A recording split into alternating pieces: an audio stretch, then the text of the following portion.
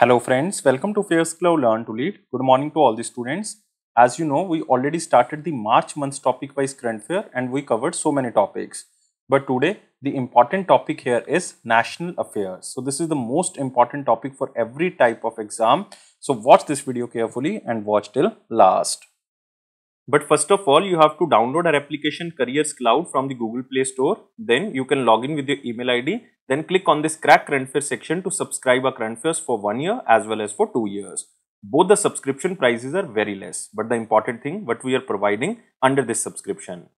So we are providing you daily current affairs. In the daily current affairs section, you will get the PDF for the daily current affairs, and also you can attempt quiz on daily basis on our application so that you can check that how much current affairs you can retain.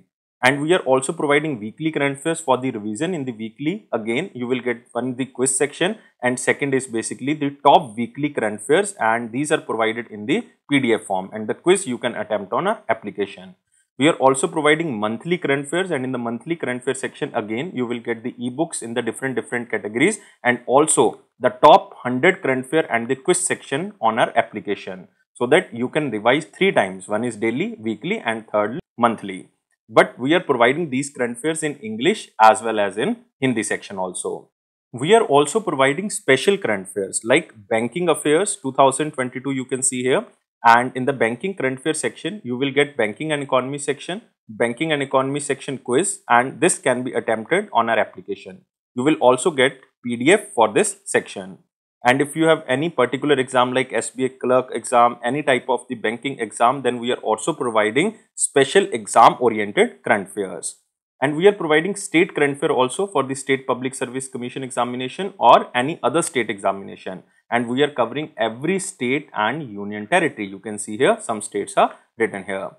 You can also avail the topic wise content. In the topic wise content, you will get the particular topic current affairs in one place. Like if you want to revise the national affairs only, then you will get the PDF here.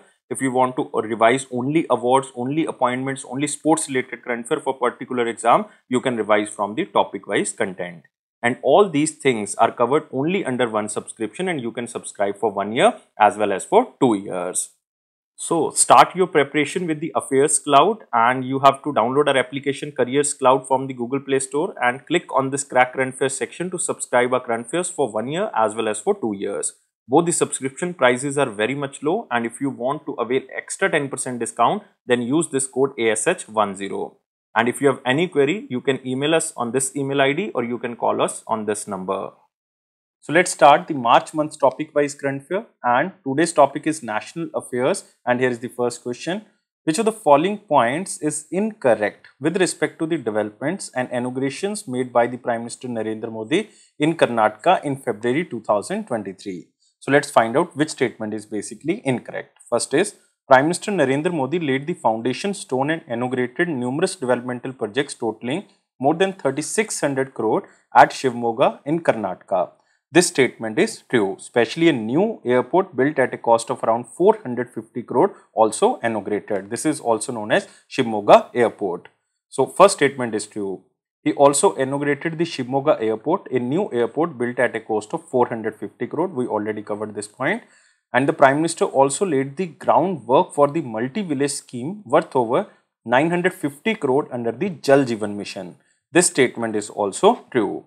And Prime Minister Narendra Modi laid the foundation stone and inaugurated several developmental projects worth over 2700 crore in the Belagavi in Karnataka. He also distributed the 10th installment amount of around 10,000 crore under the Prime Minister Matru Vandana Yojana. This is wrong statement. This is the 13th installment amount of around 16,000 crore, not 10,000 crore. This is 16,000 crore under the Pradhan Mantri Kisan Samman Nidhi, not the Pradhan Mantri Matru Vandana Yojana. So this scheme is known as PM Kisan.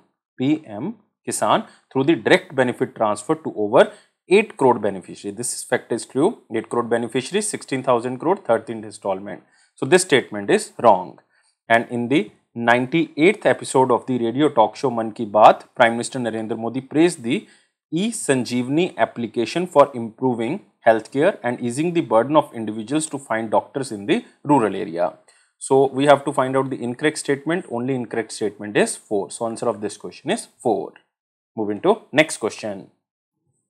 In February 2023, Hope 7, India's first container feeder service ship, was launched between dashboards. This is India's first container feeder service ship, and name of this ship is Hope 7, and this is in between Chennai and Puducherry port. Answer of this question is 1. So short haul coastal container feeder ship or the service, first of its kind in India, was launched between Chennai and Puducherry ports. And the container feeder ship Hope 7 with a container capacity of 106 20-foot equivalent units was flagged off by service between Chennai and Puducherry ports, flagged off by the Sunil Paliwal, who is the chairman of Chennai Port Trust, at the DP World Terminal in the Chennai port.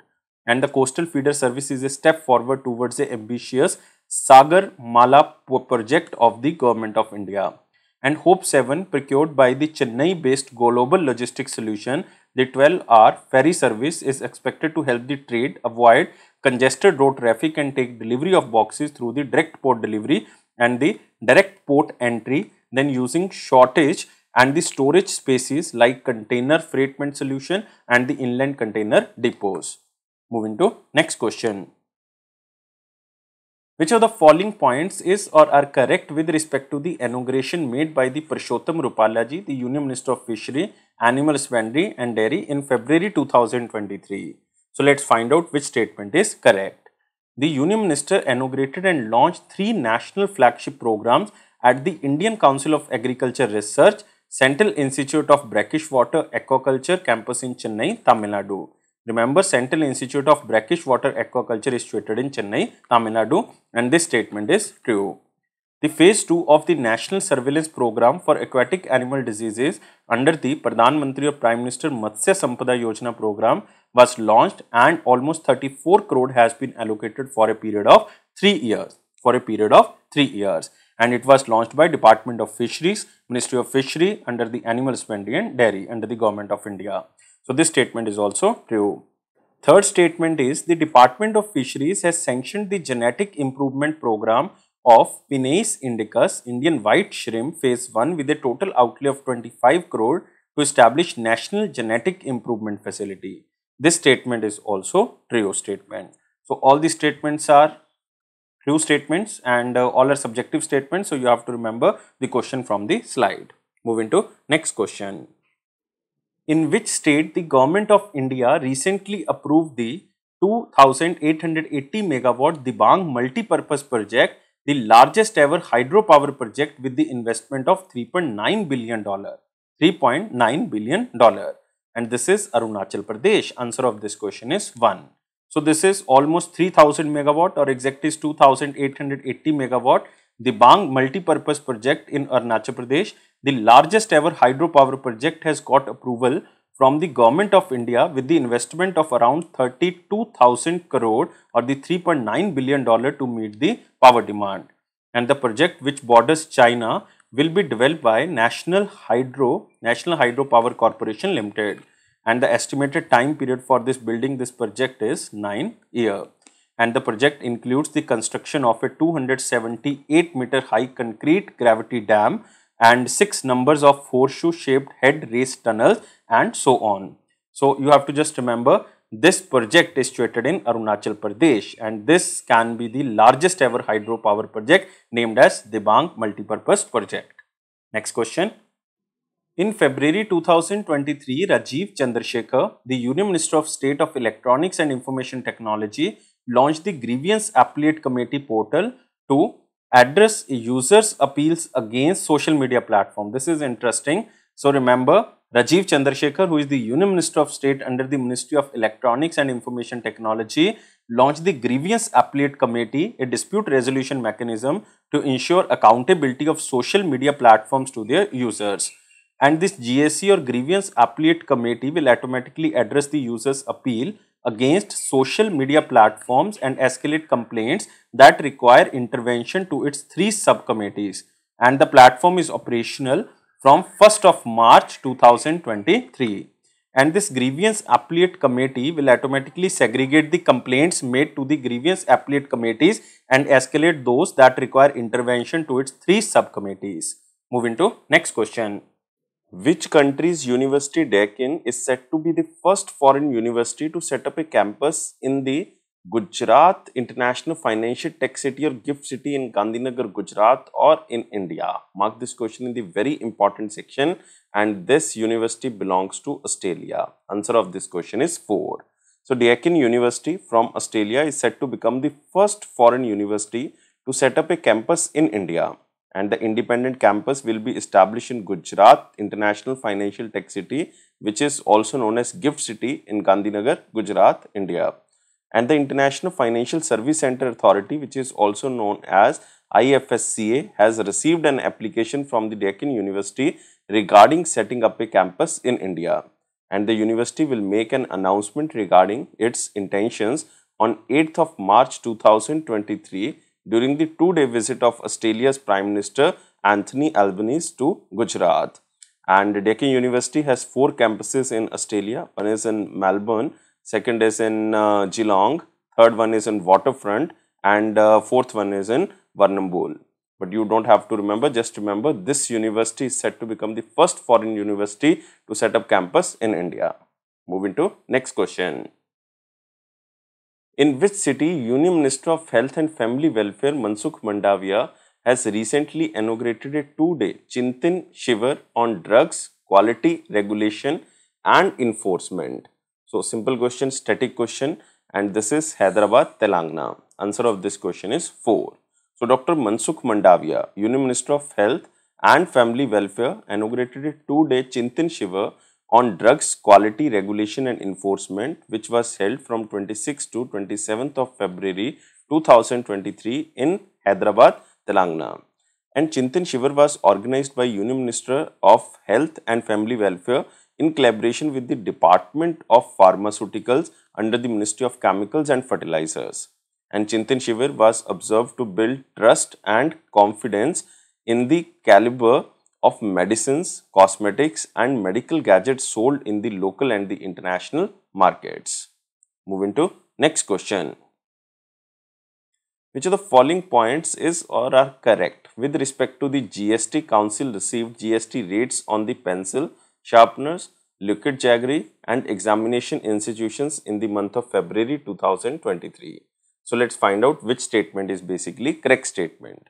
First is, the Council agreed to reduce the goods and services tax rate on the pencil sharpeners from 18% to 12% with effect from 1st of March 2023. First statement is basically true statement. So, now GST will be 12%, not 18%. GST rates on the liquid jaggery is reduced from 18% to nil if sold loose or 5% if sold pre-packaged or labeled. This statement is also true and important statement. And GST Council has extended the exemption given to the educational institution and center and state educational boards to any authority, board or body set up by the center and state government for conducting entrance examinations. This statement is also true. And NTA, National Testing Agency, which administers entrance examinations for center and the other universities as well as engineering and medical institute, are exempt from the scope of the GST tax. And prior to this, students have to pay 18% GST on the fee for writing the test conducted by the National Testing Agency and the state testing agencies. So, all the statements are correct, important statements. So, answer of this question is all A, B, C. Moving to next question. In which state or union territory the National Board of Wildlife has recently approved the installation of Indian Air Force mountain radar? And this is the area of Ladakh. Answer of this question is 4. So, the National Board of Wildlife has approved the installation of Indian Air Force mountain radar in Ladakh close to the proposed new Indian Air Force base. A number of new operational tracks have also been approved to ensure better strategic connectivity to the critical boundary tri-junction area of Daklam like India, China and Bhutan.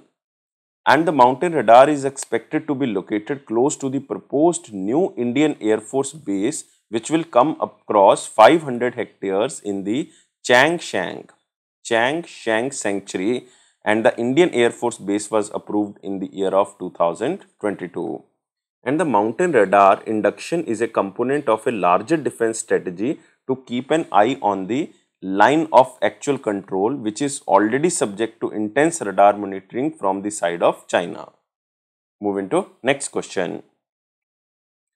As of March 2023, which state government is set to establish India's first government mother milk bank? Mother milk bank. Mark this question in the very important section, and this state is Uttarakhand. Answer of this question is second. So, the government of Uttarakhand is set to establish India's first government mother milk bank, a facility that can ensure the nutritional elements of the mother's milk to newborns. So, through this milk bank, milk will be made available to those newborn babies whose mother dies during the delivery. And Uttarakhand Health Minister Dr. Dan Singh Rawat stated that under this scheme, the lactating woman will be able to donate milk in this bank. And the infant mortality rate for India in 2022 was 27.69 deaths per 1000 live births, which is a 3.74% decline from the year of 2021. So remember, India's first government mother milk bank was established by Uttarakhand. Moving to next question. Name the Union Minister who recently launched the Weber Fellowship Scheme. Weber Fellowship Scheme for the Indian diaspora abroad at the Vigyan Bhavan in New Delhi. So mark this question important, and this is Dr. Jitendra Singh, who is the Union Minister of Science and Technology. Fourth is the answer. So on the occasion of National Science Day, which was celebrated on 28th of February 2023, Dr. Jitendra Singh, Union Minister of Science and Technology, launched Weber Fellowship Scheme for the Indian diaspora abroad at Vigyan Bhavan, New Delhi. And Weber Fellowship Scheme aims to enhance the research ecosystem of Indian higher education institutions by promoting academic as well as research collaboration between Indian institutions. Moving to next question. In February 2023, Vijay Kumar Chaudhary, Finance Minister of Bihar, presented the state budget of dash amount for the financial year 23-24. So this question is specially for the Bihar students, and total budget of Bihar is 2.61 lakh crore. Answer of this question is second. And this budget was presented with the focus on creating jobs, health and education. And the fiscal deficit for the financial year 24 has been projected at rupees 25,567 crore, which is 2.98% of the gross state domestic product estimate. And the state government already has committed to provide 10 lakh jobs in the financial year 24 in the government sector. Moving to next question. Which of the following points is or are correct with respect to the cabinet approval in March 2023? So let's find out which statement is correct. So the Union Cabinet has approved the procurement of 7 HTT-40 basic trainer aircraft for the Indian Air Force from the Hindustan Aeronautics Limited at a cost of almost 7,000 crore, or exact amount is 6,828 crore. So this statement is true, and the aircraft will be delivered over a period of 6 years. And HTT-40 is a turboprop aircraft with improved training capabilities and superior low speed handling qualities.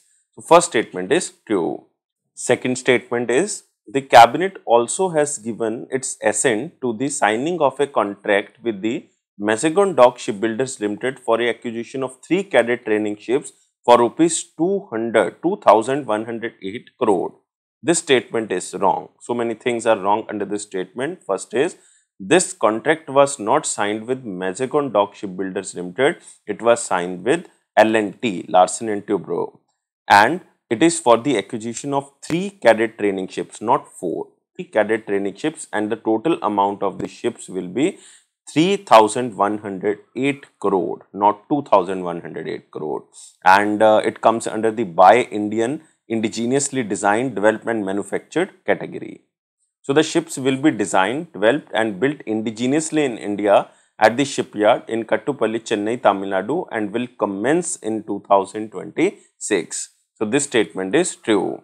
And the Buy Indian category refers to the procurement of products from an Indian manufacturer that are indigenously designed, developed and manufactured.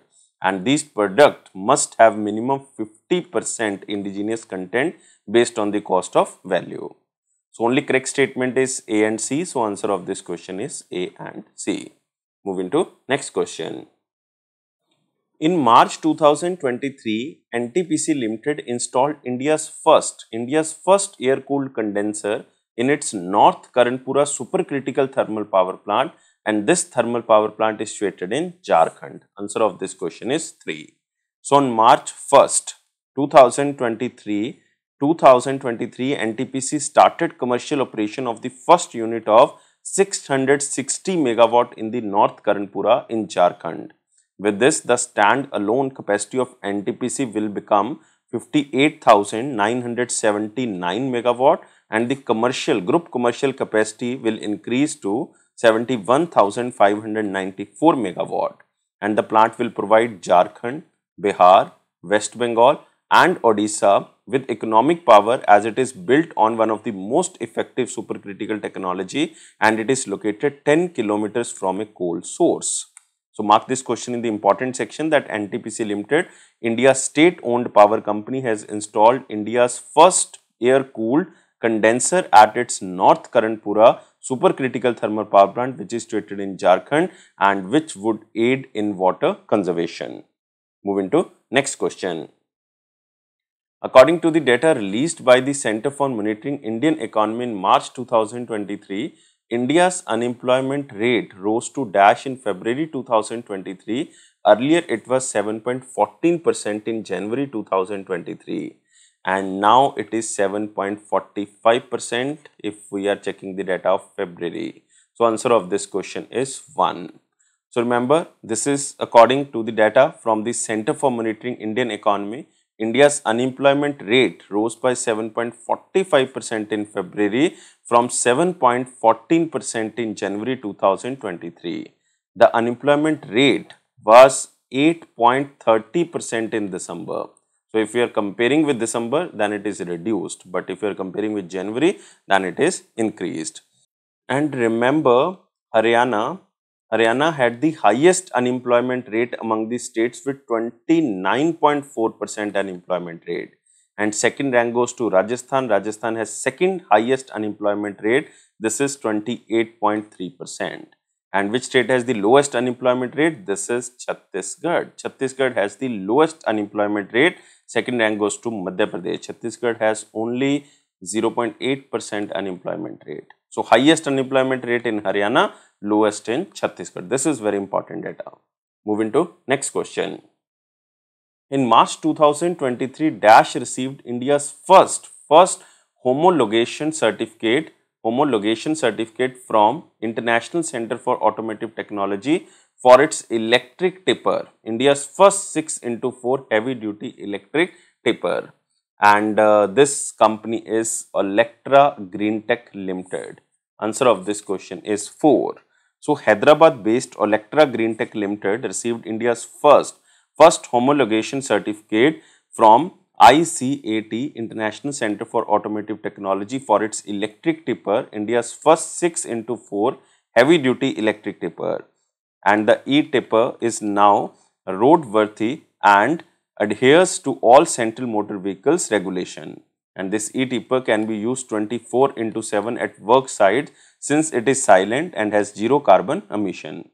And this organization, ICAT, International Center for Automotive Technology, certification is also recognized in the Netherlands, Singapore, Australia and other countries, which would allow it to even explore export opportunities also.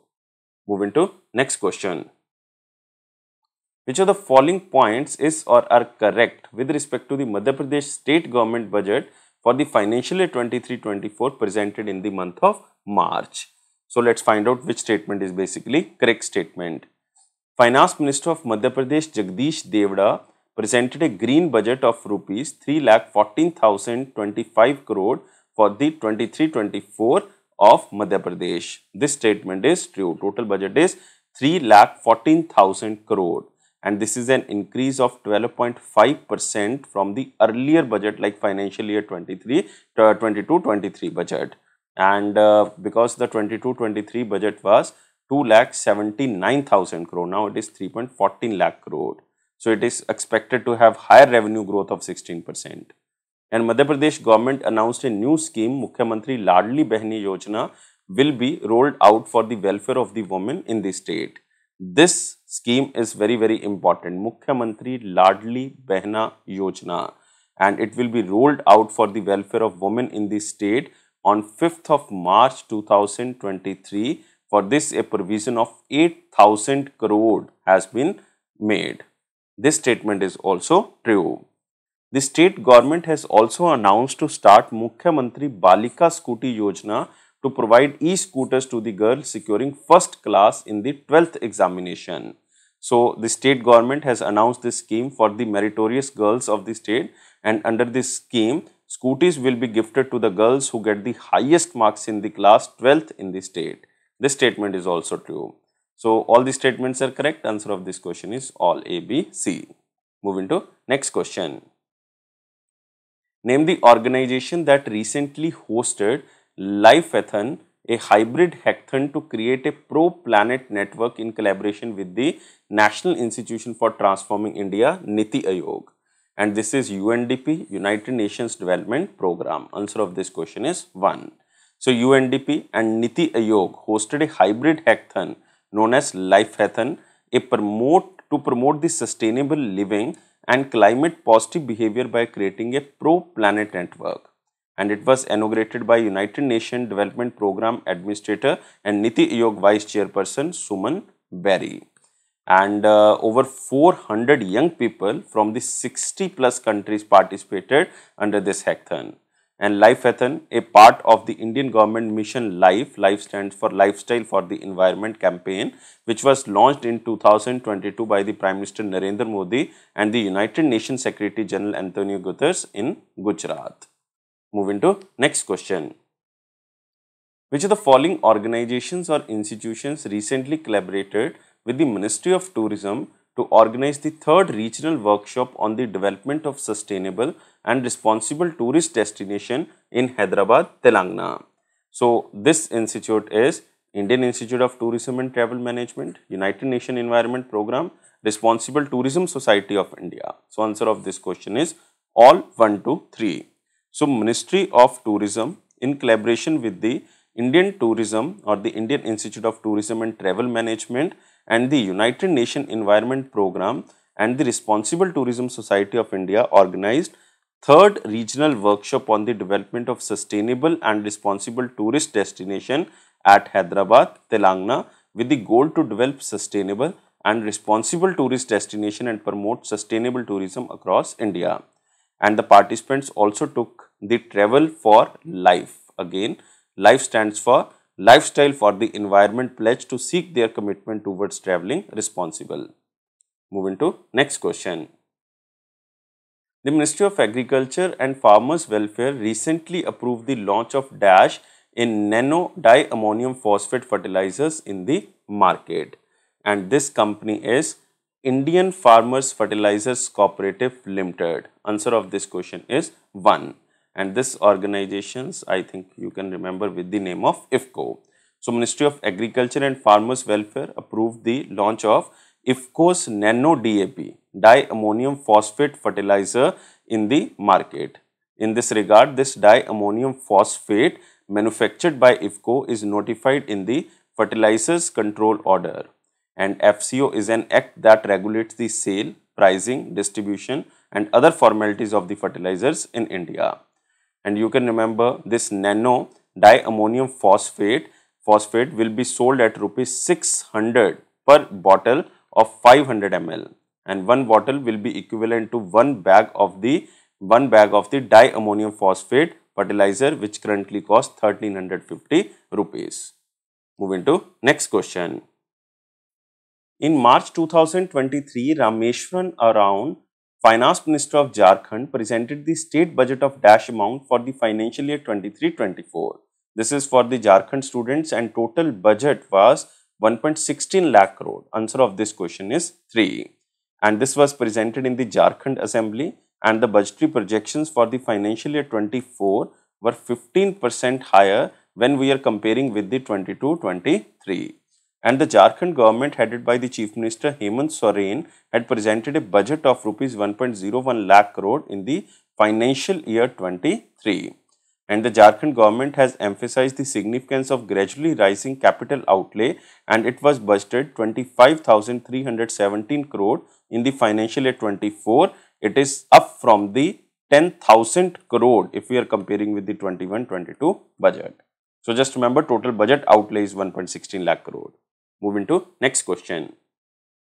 Name the Union Minister who has recently launched the South Asia Distribution Utility Network, which is also known as SADUN, to modernize distribution of utilities in the South Asia. And this is R.K. Singh, Union Minister of Power. Answer of this question is 3. So Rajkumar Singh ji, Minister of Power, launched the South Asia Distribution Utility Network known as SADUN to modernize distribution of utilities in South Asia via knowledge sharing among the region's DISCOMs or the distribution companies, and to enable utility to utility connect.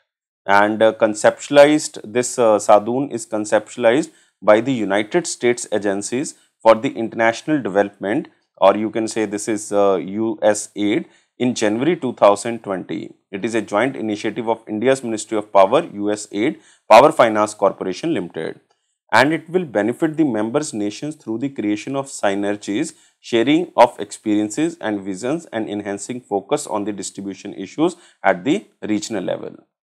Moving to next question. Which of the following points is or are incorrect with respect to the Swachh Sujal Shakti Samman 2023 conferred by the Draupadi Murmu, President of India, in March 2023? So let's find out which statement is incorrect statement. Draupadi Murmu ji, the President of India, conferred the Swachh Sujal Shakti Samman 2023 under several categories of Swachh Bharat Mission Gramin, Jal Jeevan Mission, National Water Mission in the New Delhi. This statement is true statement. And a total of 36 women water, sanitation and hygiene or the WASH champions were awarded under the Swachh Sujal Shakti Samman 2023. This statement is also true statement. Next is, the President also launched the Jal Shakti Abhiyan Catch the Rain 2023 campaign, 6th in its series, with the theme Catch the Rain Where It Falls When It Falls. This statement is basically wrong statement, because the President launched the Jal Shakti Abhiyan Catch the Rain 2023 campaign, which is 4th in the series, not 6th, 4th in the series, and the theme, not this Catch the Rain Where It Falls When It Falls, the theme was source sustainability for drinking water, So only third statement is wrong statement. So we have to find out incorrect statement. Answer of this question is C, only C. Moving to next question. In March 2023, Union Minister of Youth Affairs and Sports and Information and Broadcasting Anurag Singh Thakur ji launched the Yuva Utsav India @2027 from Dash IIT, and this IIT was IIT Ropar. Answer of this question is 1. Mark this question in the very important section, because Anurag Singh Thakur ji, who is the Union Minister of Youth Affairs, Sports and Information and Technology, launched the Yuva Utsav @2047 from the IIT Ropar in Punjab. Why 2047? Because India will complete 100 independence years, and Anurag Thakur also unveiled the Yuva Utsav dashboard during the event. And Yuva Utsav India 2047 is being held in all the Indian districts by the Ministry of Youth Affairs and Sports through its flagship youth organization Nehru Yuva Kendra Sansthan, which are also known as NYKS. And Yuva Utsav will be held in 150 districts across India by 31st of March 2023 as a part of the first phase to celebrate youth power. Moving to next question. In March 2023, the world's first 200-meter long bamboo crash barrier named as Bahubali has been installed in the Vani-Varora highway in Vidarbha, and it is situated in Maharashtra. Answer of this question is 3. So, world's first 200-meter long bamboo crash barrier named as Bahubali has been installed on the Vani-Varora highway in Vidarbha, Maharashtra. This offers an alternative to the steel and addresses the environmental concerns and their aftermath. And this marks an accomplishment towards achieving Atmanirbhar Bharat. And Bahubali underwent rigorous testing at various government-run facilities, including the National Automotive Test Tracks in Pithampur in Indore, Madhya Pradesh, and was given a Class 1 rating during the Central Building Research Institute in Roorkee fire rating test. So this is very important, and Bahubali barrier is made of the bambusa bamboo, which has been coated and recycled high density polyethylene and treated with the creosote oil. So just remember, this is Bahubali barrier and it is situated or installed in the Vani-Vrora highway in Vidarbha in Maharashtra.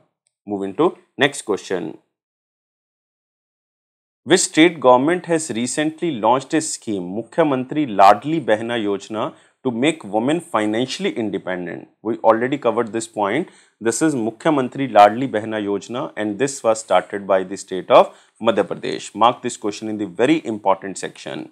And the state government is Madhya Pradesh who started this, and under this scheme, each native woman of 23 to 60 years old will be given 1000 rupees per month. And applications will be filled out for this scheme from 15th of March to 30th of April, and the distribution of money will start from 10th of June. And women who are not income tax payers and their families annual income is below than 2.50 lakh can apply for this Mukhyamantri Ladli Behna Yojana. 1000 rupees per month will be given to the native women whose age is in between 23 to 60 years. Moving to next question. In March 2023, Naveen Patnaik, the Chief Minister of Odisha, unveiled former CM Biju Patnaik's iconic Dakota DC-3 aircraft for public display at Biju Patnaik International Airport in Dash City. And this was represented in Bhubaneswar. Answer of this question is 1. So the iconic Dakota aircraft belongs to erstwhile Kling Airlines and was founded by the ex-Chief Minister of Odisha, Biju Patnaik ji. So remember, current Chief Minister is Naveen Patnaik, who unveiled the former Chief Minister of Odisha, Biju Patnaik, iconic Dakota DC-3 aircraft for the public display at the Biju Patnaik International Airport in Bhubaneswar. Moving to next question. Which of the following private companies along with the Ernst & Young Global Limited were empaneled to provide a e-invoice registration services to the business by Goods and Service Tech Network in March 2023? And the companies are Iris Business Services Limited, Signet Infotech Private Limited and Clear. So answer of this question is all 1, 2, 3. So on the recommendations of the Goods and Services Tax Council, the GST network has launched e-invoice registration services through the multiple private invoice registration portals as another step towards further digitization of the business process flow.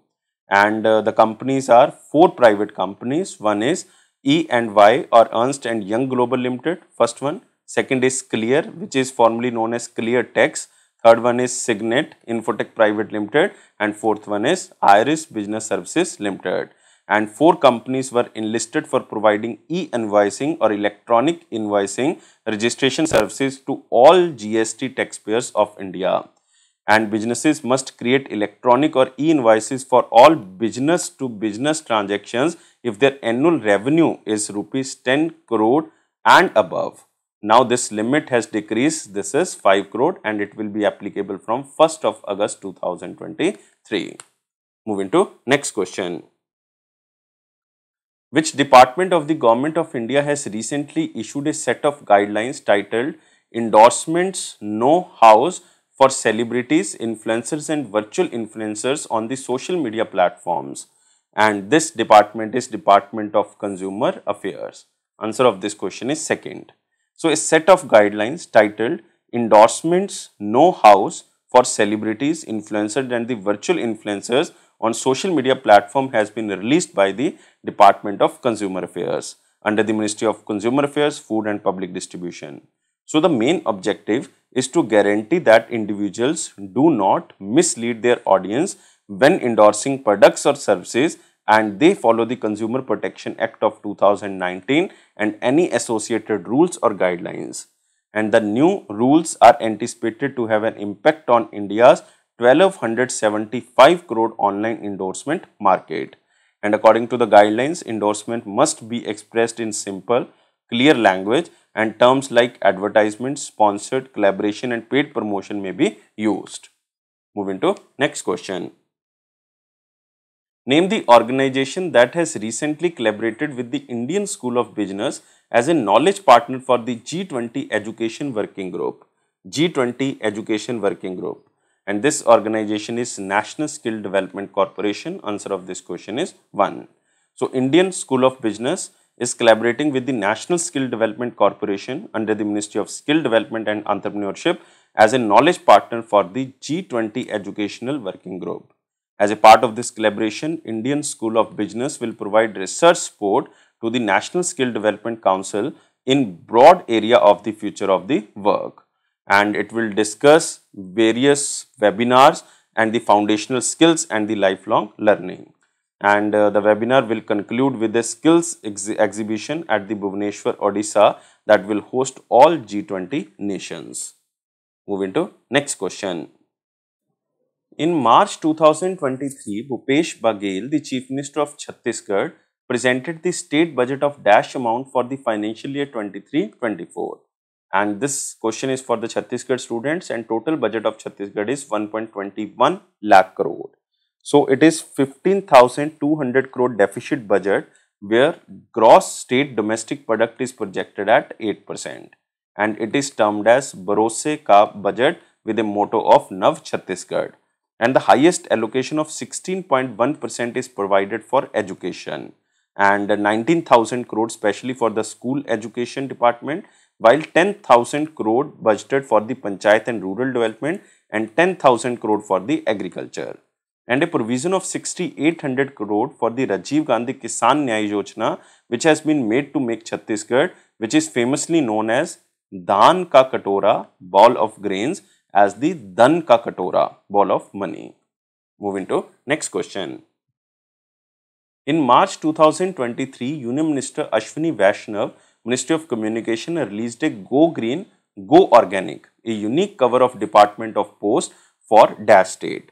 And this is for the state of Sikkim. Remember this question, mark under the very important section. Union Minister Ashwini Vaishnav, Ministry of Communication and Electronics and Information Technology, released a unique cover of the Department of Post, Go Green, Go Organic, specially for the state of Sikkim. And this cover acknowledges the state's achievement in organic farming and its contribution to India's agriculture sector, and showcases the importance of sustainable development in India. Notably, Sikkim is the first state in the world to got recognized as a 100% organic state by the World Book of Records, London. Moving to next question. Name the government agency and company that has recently issued new guidelines for the transportation of dangerous and hazardous goods. And this is Bureau of Indian Standards. Answer of this question is second. So, Bureau of Indian Standards has issued transportation of dangerous goods guidelines to enhance safety in transportation of dangerous hazardous goods posing threat to the public safety, properties and the environment. And these have been introduced by the Bureau of Indian Standards for the safe handling, packaging and transportation of hazardous goods in India. And it will minimize the risk of accident and potential harm to the people and the environment. Moving to next question. Name the Union Minister who has recently launched Swachh Utsav, a 3-week women-led Swachhata campaign. Swachh Utsav. And this was started by Hardeep Singh Puri ji, who is the Union Minister of Housing and Urban Affairs. Answer of this question is 4. So, this is basically a campaign under the Swachh Bharat Mission Urban 2.0. And this is a 3-week women-led Swachhata campaign. And it was launched on the International Women Day. It means on 8th of March 2023. And he also launched the first edition of Women Icons Leading Sanitation and Waste Management WINS Challenge 2023 during the event. And the WINS Challenge 2023 will recognize high impact women entrepreneurs or the women-led entrepreneurs working to achieve Urban Swachhata. And the nomination for WINS Award 2023 will be accepted from 8th March onwards. And as a part of the campaign, Swachhata Yatra will kick off from 10th of March 2023 and will conclude on 30th of March 2023, which has been declared as the International Day of the Zero Waste by the United Nations General Assembly.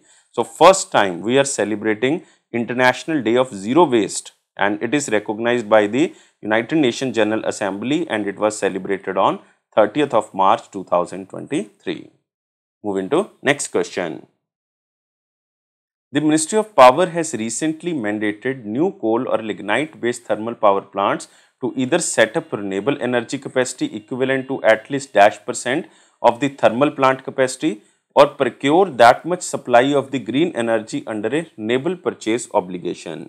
And this is total 40%. Remember question from this slide that Ministry of Power has mandated that new coal, lignite-based thermal plants either establish renewable energy capacity equivalent to at least 40% of the plant's capacity or procure that much green energy under a renewable purchase obligation. So, this Ministry of Power has amended the tariff policy of 2016 under the Electricity Act of 2003 to impose a 40% renewable purchase obligation for a new coal or lignite-based thermal power plant to be installed commencing from 1st of April 2023. Moving to the next question. In March 2023, Government of India approved the report of a task force to recommend measures to modernize the transmission sector and make it smart and future ready. Who chaired the task report which was formed by the Ministry of Power? So, it was chaired by K. Shrikant. Answer of this question is 3. So, Government of India has approved the report of a task force established by the Ministry of Power in September 2021, chaired by K. Shrikant, who is the Chair cum Managing Director of Power Grid, to recommend measures to modernize the transmission sector and make it smart and future ready. And the task force intention is to pave the path for India to have a modern and smart electricity transmission system. And the committee report was accepted by the Government of India following discussion presided over by the Union Minister R.K. Singh under the Ministry of Power and Renewable Energy. And Government of India envisions providing people with 24/7 reliable and affordable power while also meeting sustainability goals. Moving to next question. Which state recently became the first state in India to begin the commercial cultivation of licorice, which is also known as mullathi? And this state is Himachal Pradesh. Mark this question in the very important section that Himachal Pradesh has become the first state in India to begin the commercial cultivation of licorice or the mullathi with the distribution of planting material along with the farmers by the Council of Scientific and Industrial Research or Institute of Himalayan Bioresource Technology IHBT. India imports almost 8,000 tons of the licorice annually from Afghanistan, China, Nepal, which is mainly grown in Afghanistan. And to reduce these imports, India has started the organized cultivation of mullathi, and the districts are Hamirpur, Bilaspur, Kangra, Una, Solan, Sirmaur in Himachal Pradesh and have potential areas for its cultivation. Moving to next question. In which state Arogya Mahila, a new health program for the women, was launched in March 2023? Again, mark this question in the very important section, Arogya Mahila. And this was started by the state of Telangana. Answer of this question is 4. So, it is a new health program for women and it was launched in Telangana, and under this program, tests would be conducted for the women every Tuesday, initially in 100 health centers, and medicines provided to them at free of cost. And nutrition kit, another scheme, would be started for the benefit of pregnant women after Shri Ram Navami or 30th of March 2023, a festival that celebrates the birth of Lord Ram. So, 2 programs are started by Telangana. One is Arogya Mahila and second is Nutrition Kit. Moving to next question.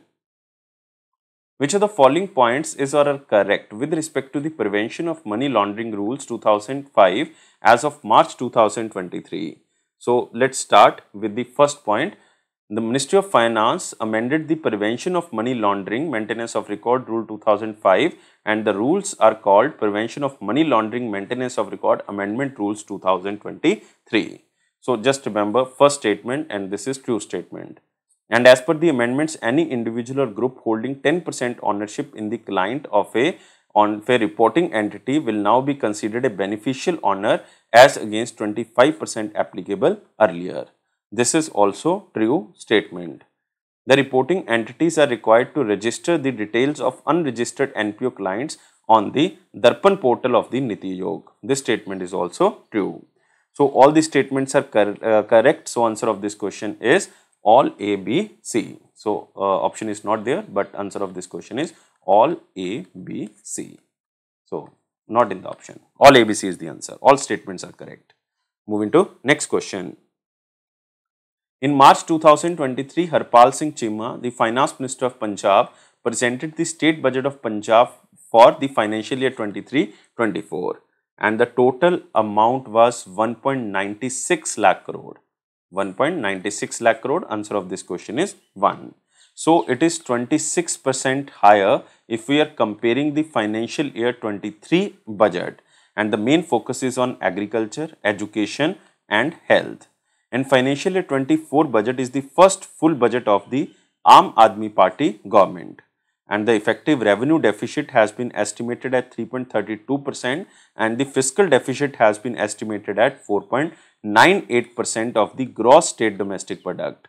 For school and higher education, a budget of 17,000 crore has been allocated, which is 12% more than the last year budget, especially for the school and higher education. And in the health sector, 10.50 lakh individuals have been treated in the Punjab's Aam Aadmi clinics, and almost 27,000 jobs have been created. Moving to next question.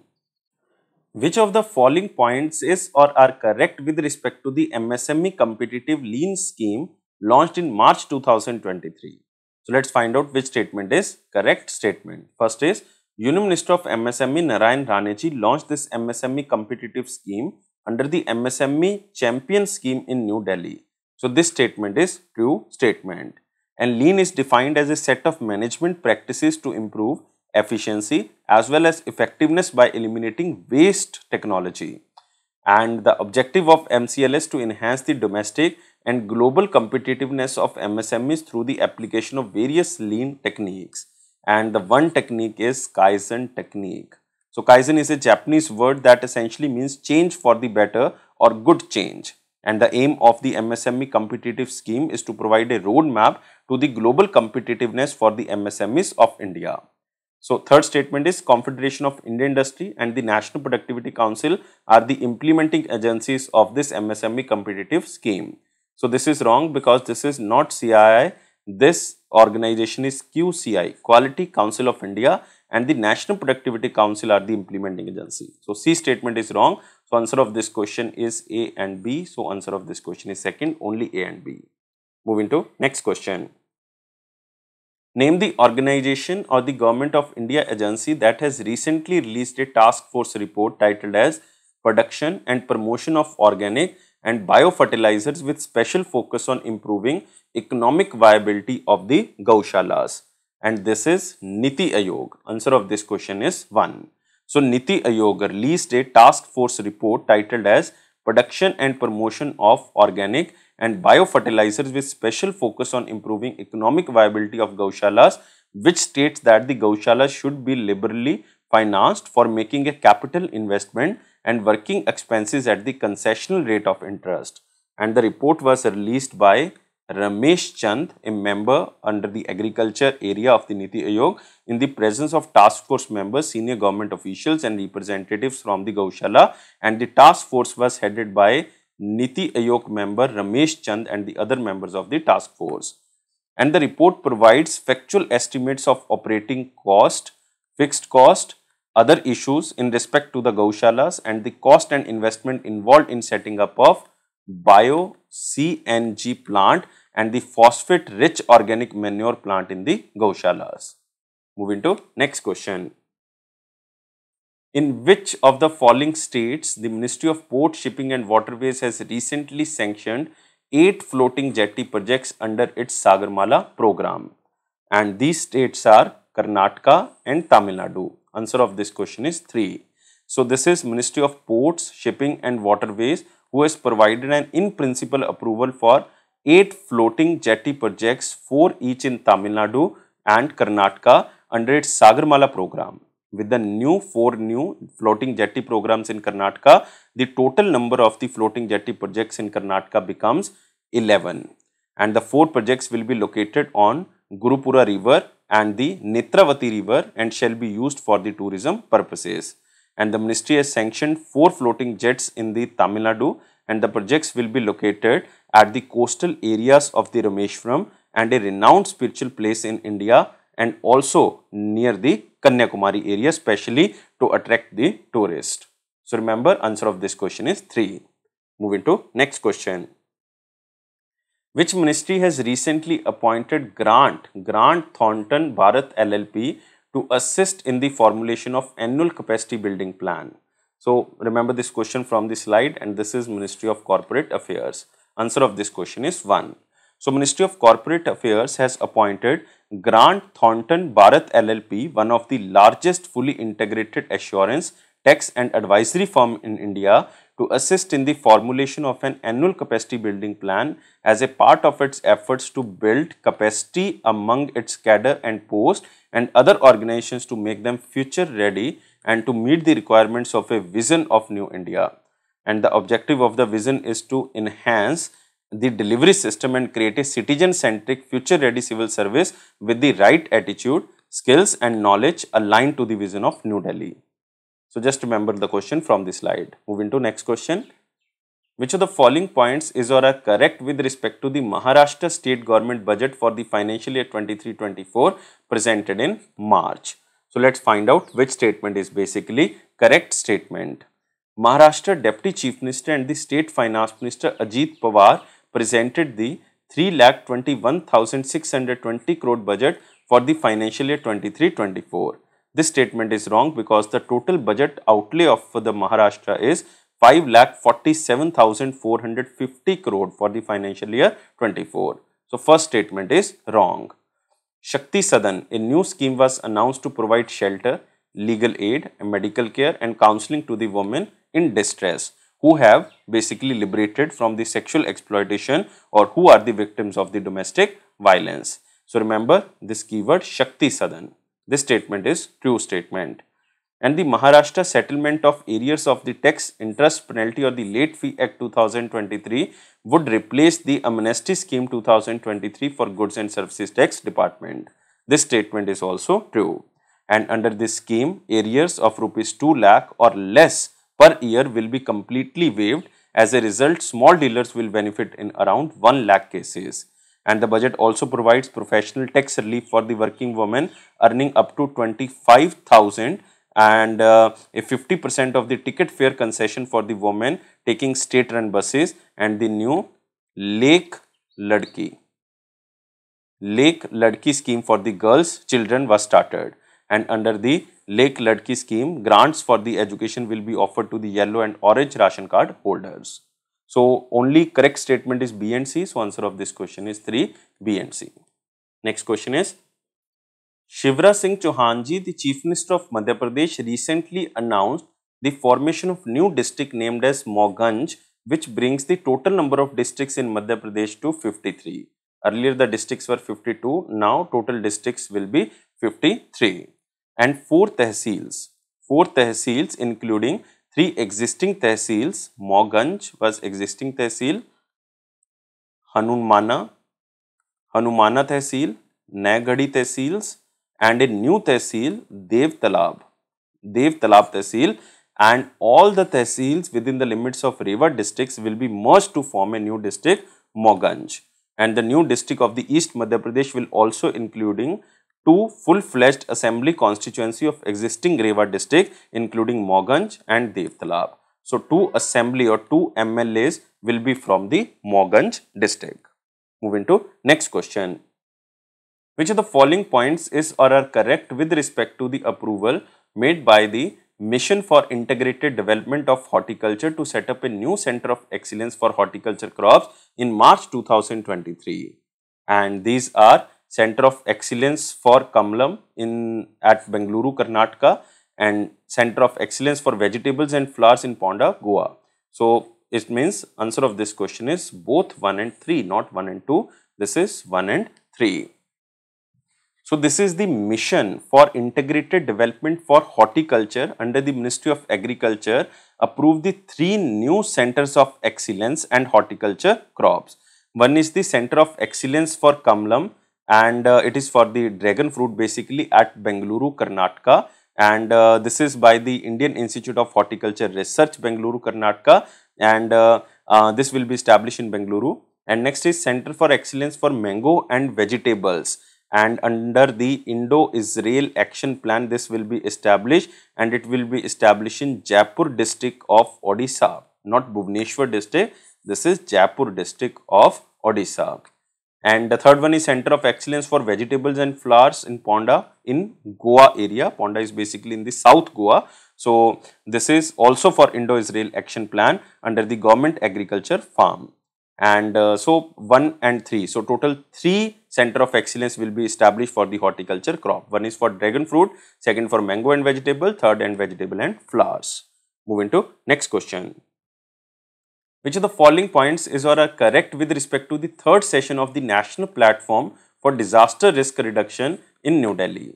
So let's find out which statement is basically correct statement. First is the third session of this National Platform for Disaster Risk Reduction with the overreaching theme of Disaster Risk Reduction for Sustainable Development, Making India Resilient by 2030 was inaugurated by Prime Minister Narendra Modi in New Delhi. So firstly, the statement is wrong because the theme was wrong. Theme is building local resilience in a climate change. This was the theme, and it was inaugurated by Prime Minister Narendra Modi on 10th of March in New Delhi. So first statement is wrong. During the event, the Prime Minister honoured the winners of the Subhash Chandra Bose Aapda Prabandhan Puraskar 2023, the Odisha State Disaster Management Authority and the Lengulai Fire Station in Mizoram. This is very important because the Subhash Chandra Bose Aapda Prabandhan Puraskar given to the 2 organizations. One is Lengulai Fire Station in Mizoram and the Odisha State Disaster Management Authority. This statement is true statement. And the ministerial session on the strengthening the disaster management system in the state was presided over by the Union Jal Shakti Minister Gajendra Singh Shekhawat ji after the inaugural session. This statement is also true, but second statement is important, and the correct statement is only B and C. So answer of this question is 3. Next question. In March 2023, Prime Minister Narendra Modi dedicated the world's longest railway platform at Shri Siddharoda Swamiji Hubli station in Dash state. And this station is situated in Karnataka. Answer of this question is 3. Mark this question in the very important section because Prime Minister Narendra Modi dedicated to the nation the world's longest railway platform at Shri Siddharoda Swamiji Hubli station in Hubli, Karnataka, which was recently acknowledged by Guinness Book of World Record. And the railway platform is 1507 meter long and built at a cost of 20 crore. And Prime Minister also dedicated and laid foundation stone for several significant developmental projects in Karnataka. And Prime Minister also dedicated IIT Dharwad to the nation, whose foundation stone was laid by the Prime Minister in 2019. And again, various projects were started by Prime Minister Narendra Modi worth 520 crore rupees in the Hubli Dharwad Smart City area. Moving to next question. As per the Landslide Atlas of India report released in March 2023, Uttarakhand's first and second are the most landslide prone districts in India. Landslide prone districts. First is Uttarakhand's Rudraprayag, and second is Tehri Garhwal. So these 2 districts are the most landslide prone districts in India, and both are situated in Uttarakhand. One is Rudraprayag, second one is Tehri Garhwal. Answer of this question is 4. So Thrissur in Kerala ranked 3rd in the report. Thrissur in Kerala, ranked 3rd in the report. And for the first time NRSC or National Remote Sensing Center created a pan-India database of more than 80,000 landslides that occurred in the India between 1998 to 2022 using the information from ISRO satellites. And NRSC or National Remote Sensing Center team ranked 147 landslide affected Indian districts across 17 states and 2 union territories. And according to the ISRO data, India ranks among the 4 major countries with the highest landslide risk, with approximately 12% of India's land area prone to the disaster. And over to the past 20 years, India has had 66.5% and 18.8% more landslides in the northwest area and the northern eastern Himalaya respectively. And the most landslides, like almost 12,000 landslides, were recorded in Mizoram between 1998 to 2022. And it is followed by Uttarakhand, Tripura, Arunachal Pradesh and Jammu and Kashmir. So remember, most landslide prone districts, one is Rudraprayag, second is Tehri Garhwal. Moving to next question. In March 2023, Union Minister of Power and New and Renewable Energy launched the voluntary star labeling program iDiksha portal and iDiksha newsletter on the occasion of 21st Foundation Day of the Bureau of Energy Efficiency.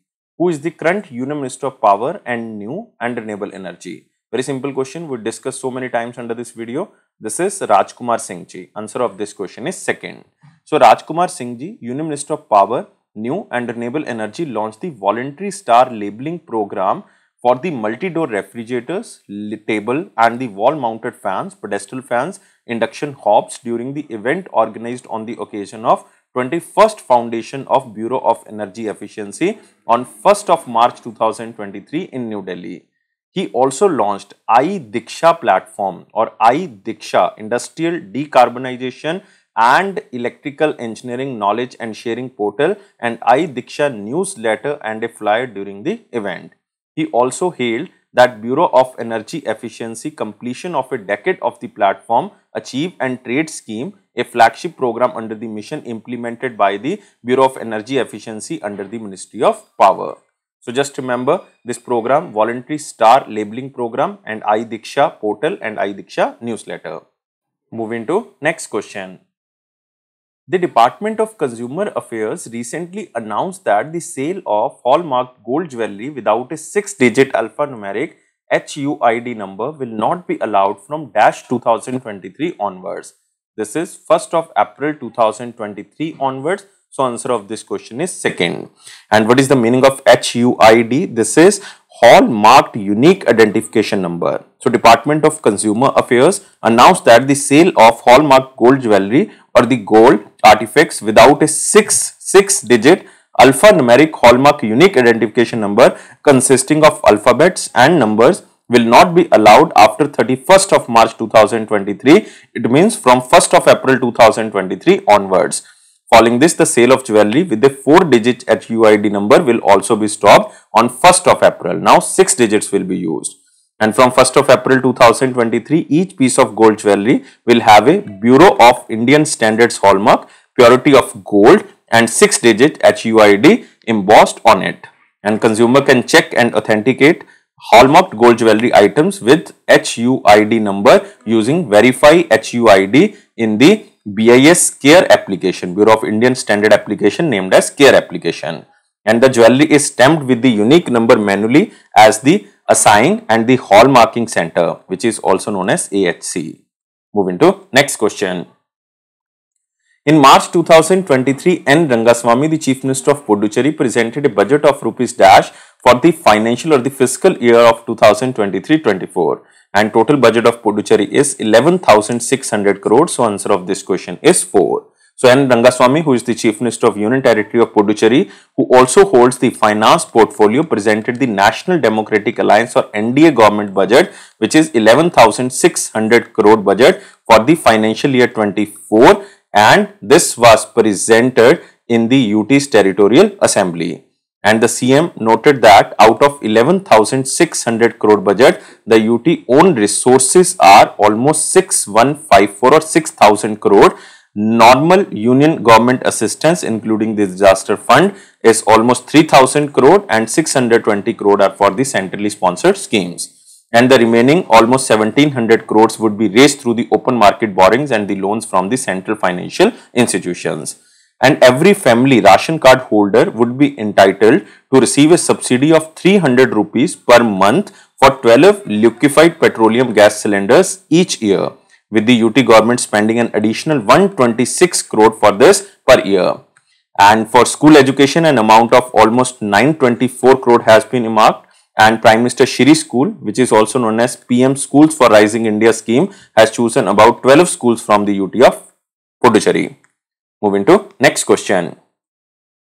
In which city the Union Minister of Road Transport and Highways Nitin Gadkari has recently unveiled India's first and world's second 100% methanol powered 10-ton prototype truck. This is India's first and world's second, and this is 100% methanol powered 10-ton prototype truck, and this was launched in Bengaluru, Karnataka. Answer of this question is 3. So this was launched by Nitin Gadkari ji, who is the Union Minister of Road Transport and Highways, and this is India's first methanol powered 10-ton prototype truck. And the technology of converting diesel, petrol and CNG engines into operating on 100% methanol, which is also known as M100, is an initiative under a development program undertaken by the National Institution for Transforming India along with the Indian Oil Corporation Limited, Ashok Leyland and Indian Institute of Science with the financial assistance from the Department of Science and Technology. And the technology was piloted in the Bangalore Metropolitan Transport Corporation buses and Ashok Leyland trucks. So Nitin Gadkari launched 10 MD15. 10 MD15, it means 15% blending of methanol with the diesel. Methanol with the diesel BMTC buses. So remember this question, very important question, that this is the India's first methanol powered 10-ton prototype truck. Moving to next question. Ministry of Defence has recently signed a contract for normal refit of Dash submarine at Hindustan Shipyard Limited with a cost of 935 crore or 934 crore. And this is INS Sindhu Kirti. Answer of this question is 4. So remember, the Ministry of Defence signed a contract for normal refit of INS Sindhu Kirti, also known as S61 submarine, at Hindustan Shipyard Limited, Visakhapatnam, Andhra Pradesh, at an overall cost of 934 crore. And the contract aims to enhance the submarine's operational capability and extend its operational life. INS Sindhu Kirti is the seventh Sindhu Ghosh class diesel electric submarine of the Indian Navy and is the third kilo class diesel electric submarine. Moving to next question. Which statutory body of the Science and Technology Department has recently signed a memorandum of cooperation with the Swedish Foundation for International Cooperation in Research and Higher Education to promote research networking between India and Sweden? Static question you can remember from the slide, and this is Science and Engineering Research Board. Answer of this question is 4. So they also plan to announce call to fund new mobility projects which will facilitate the exchange of individuals, including workshops between participating research group. So this is specially to strengthen the cooperation and promote research networking between research institutions from both the nations like India and Sweden. Moving to next question. Name the Asia's first female loco pilot who recently became the first woman loco pilot of Vande Bharat Express train. So mark this question in the very important section. First, Asia's first female loco pilot, and this is Surekha Yadav. Answer of this question is 2nd. So Surekha Yadav, hailing from Satara, Maharashtra, Asia's first female loco pilot, became the first woman to drive the recently launched semi-high-speed Vande Bharat Express train. On 13th of March 2023, Surekha Yadav piloted the semi-high-speed train between Solapur station to Chhatrapati Shivaji Maharaj terminus in Mumbai, Maharashtra. And Surekha Yadav became India's first female train driver in 1988 also. Moving to next question. Union Minister of Finance Nirmala Sitharaman presented the Union Territory of Jammu and Kashmir budget of rupees dash in the Lok Sabha in March 2023. And total budget was 1.18 lakh crore. Answer of this question is 1. And this is for the Union Territory of Jammu and Kashmir for the financial year of 2023-24. And Pankaj Chaudhary, the Union Minister of State for Finance, tabled the budget for the Union Territory of Jammu and Kashmir, and the budget of Jammu and Kashmir is required to be presented and approved by the Parliament, as there is no legislature in Jammu and Kashmir currently. And the total budget estimates for the fiscal year 23-24 is rupees 1.18 lakh crore, including the developmental expenditure of almost 41,000 crore. And the capital component of the budget of Jammu and Kashmir has increased substantially. And the government has also sought an additional 3,700 crore almost for the UT of Jammu and Kashmir as a part of supplementary demands for grants. And the expected revenue receipts are 1,06,000 crore, whereas the revenue expenditure was expected to 77,000 crore. And the capital expenditure is also expected to be almost 29,000 crore. Moving to next question. Which of the following points is or are correct with respect to the National Sample Survey 78th round report released in March 2023? So let's find out which statement is correct statement. The National Sample Survey Office under the Ministry of Statistics and Program Implementation released the Multiple Indicator Survey NSS 78th round report of 2020-21. This is 78th round survey carried out the multiple indicator survey for the first time to cater the requirements of various national indicators of sustainable development goals. And the key finding of the survey has been incorporated into the report titled as Report on Multiple Indicator Survey 2020-21, which is also known as NSS report number 589.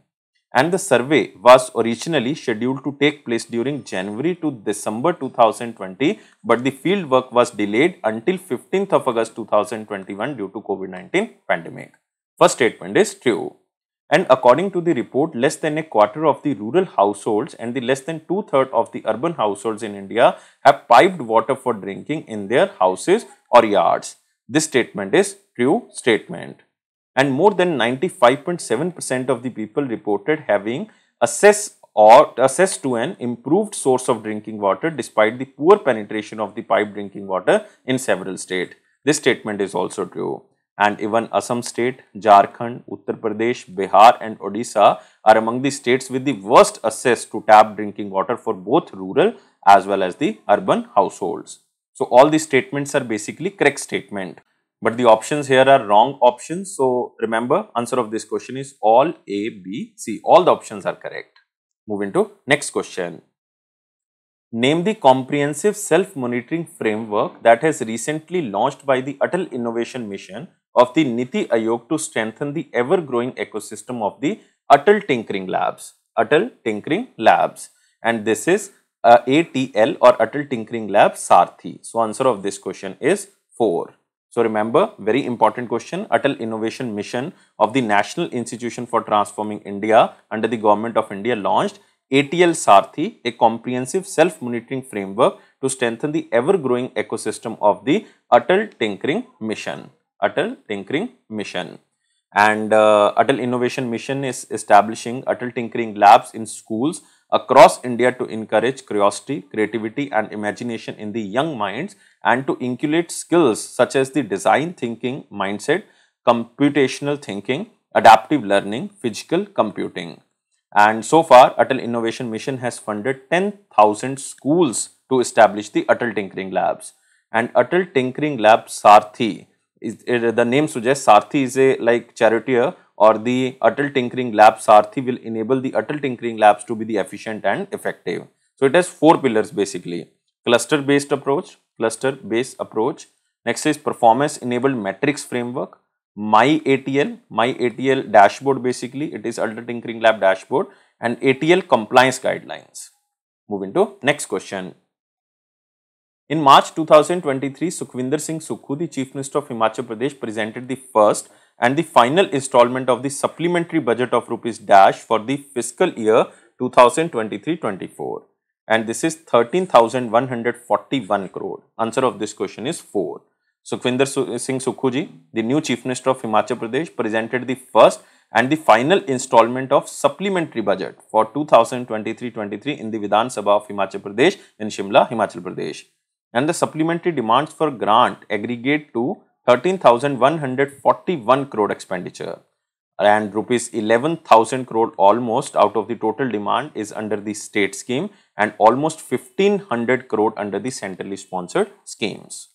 Moving to next question. Which of the following points is or are correct with respect to the basic animal husbandry statistics 2022 data released by the Department of Animal Husbandry and Dairying in March 2023? So basically we have to find out the correct statement. First statement is India's milk production increased to 391.08 million ton in the financial year 22 from 201.23 million ton in financial year 21. So this statement is wrong because the fact here is wrong. This is not 391.08 million ton. This is 221.06 million ton, and in financial year 21 this was 209.96 million ton. So total increase is almost 12 million ton. So first statement is wrong. The all India average per capita availability of milk has increased from 333 grams per day in financial year 16 to 444 gram per day in financial year 22. And the top 5 milk producing states such as Rajasthan is on the top, Uttar Pradesh, Madhya Pradesh, Gujarat and Andhra Pradesh together contributes almost 53.11% of the India's milk production. Top state is Rajasthan. This statement is true. The per capita availability of eggs has increased from 65 eggs per annum in financial year 16 to 95 eggs per annum in financial year 22. This statement is also true statement because total India's egg production in financial year 22 was about 129.60 billion numbers, registering a growth of almost 6.90% if we are comparing with financial year 21. So B and C statement is true. So only answer is 3, B and C. Moving to next question. In which state the 5-day Ashang Festival 2023 was celebrated in March 2023? And this was celebrated in Manipur, and mark this question in the very important section. So remember, Yaoshang Festival, one of the major festival of Manipur, very similar to the Holi, is annually celebrated during the full moon of the Lamta month of the lunar calendar. And the 5-day Yaoshang festival usually falls in the month of February or March. And this year it falls from 7th of March to 11th of March. It means it was celebrated between these days. And the festival is celebrated by the Meitei people who are predominantly Hindu. Moving to next question. In March 2023, Prem Chand Agarwal, the Finance Minister of Uttarakhand, presented the state budget of rupees dash for the fiscal year 23-24. And this total budget is 77,407.08 crores. So answer of this question is 4. So the Finance Minister of Uttarakhand is Prem Chand Agarwal, who presented this budget. This is the total income and expenditure budget of 77,407 crore for the financial year 24. And the largest allocation of rupees almost 10,000 crore is made for the education, sports, youth welfare and culture. About rupees 40 crores have been allocated for the Chief Minister Swarojgar Yojana self-employment scheme for the financial year 24. And a total allocation of almost 1251 crore has been made for the electricity department. Moving to next question. Which of the following points is or are correct with respect to the Assam state government budget for the financial year 23-24 presented in March 2023? So let's find out which statement is basically correct regarding the Assam state budget. First is Ajanta Neog, a finance minister of Assam, has presented 935 crore deficit budget for the financial year 23-24. This statement is true because the total gross state domestic product is projected to rise to 5.5 lakh crore in financial year 24, and a new schemes has been started, like the main emphasis on the social security, and has also announced various new schemes for boosting micro entrepreneurship and creating employment. So this statement is true. And Assam government has announced the launch of Mukhya Mantri Ayushman Assam Yojana, which will allow 27 lakh families to get rupees 5 lakh worth of cashless treatment, making it India's largest health insurance scheme. This statement is also true, and this scheme is on the lines with the Ayushman Bharat scheme. Third is the gross state domestic product is projected to rise 5.5 lakh crore in financial year 24. So all these statements are basically correct statements. So answer of this question is all ABC. and Mukhyamantri Awas Yojana, which will be launched in tandem with the Pradhan Mantri Awas Yojana for financial year 24, and for which rupees 800 crore have been earmarked, would cover 1 lakh beneficiaries in the Assam state. Moving to next question. Which state recently launched Resham Keet Bima scheme, India's first silkworm insurance scheme for the sericulturist? So remember, this is Resham Keet Bima scheme, and this was launched by the state of Uttarakhand. So answer of this question is 4. So Ganesh Joshi, who is the Agriculture Minister of the Uttarakhand, launched this Resham Keet Bima scheme, India's first program to safeguard sericulturists. With this launch, Uttarakhand became the first Indian state to launch a silkworm insurance scheme, under which crop insurance will be provided to all the farmers cultivating silkworms to produce silk. And this insurance will save the farmers from bearing the loss of natural calamities. And this scheme is implemented and managed by Saral Krishi Bima. And under the pilot project of this scheme, 200 sericulturists from the 5 blocks of the 4 districts such as Dehradun, Haridwar, Udham Singh Nagar and Nainital have been insured from all the ill effects of the climate change, scarcity of water and other hazards. Moving to next question. Which of the following points is or are incorrect with respect to the Defence Acquisition Council accorded acceptance of necessity for armed forces and Indian Coast Guard in March 2023? So static question, even you can remember from the slide, but we have to remember the incorrect option. This is Defence Acquisition Council approved proposal worth rupees 70,500 crore for the armed forces and Indian Coast Guard under the Indian indigenously designed development manufacture category. This will definitely boost the Atmanirbhar Bharat or self-reliant in the defense sector. So first statement is basically true statement. Indian Navy proposal constitute more than 56,000 crore, which mainly includes indigenous BrahMos missiles, utility helicopters and maritime etc. This statement is also true statement. Next is Defence Acquisition Council accorded the approval of Indian Air Force proposal for long range stand-off weapon will be designed, developed and integrated on the LCA Tejas aircraft. This statement is basically wrong statement because Defence Acquisition Council accorded the approval of Indian Air Force proposal for long range stand-off weapon which will be indigenously designed, developed and integrated not on LCA Tejas aircraft, on Sukhoi 30 Mk1 aircraft. So third statement is wrong statement. For artillery modernization, this AON or acceptance of necessity for procurement of the 155 mm or 52 caliber advanced towed artillery gun system, high mobility vehicles and the gun towing vehicles. This statement is also true. And Defence Acquisition Council also accorded this acceptance of necessity for the procurement of advanced light helicopters Mk3 from the Hindustan Aeronautics Limited for the Indian Coast Guard. So only incorrect statement is 3. So answer of this question is 3. Moving to next question.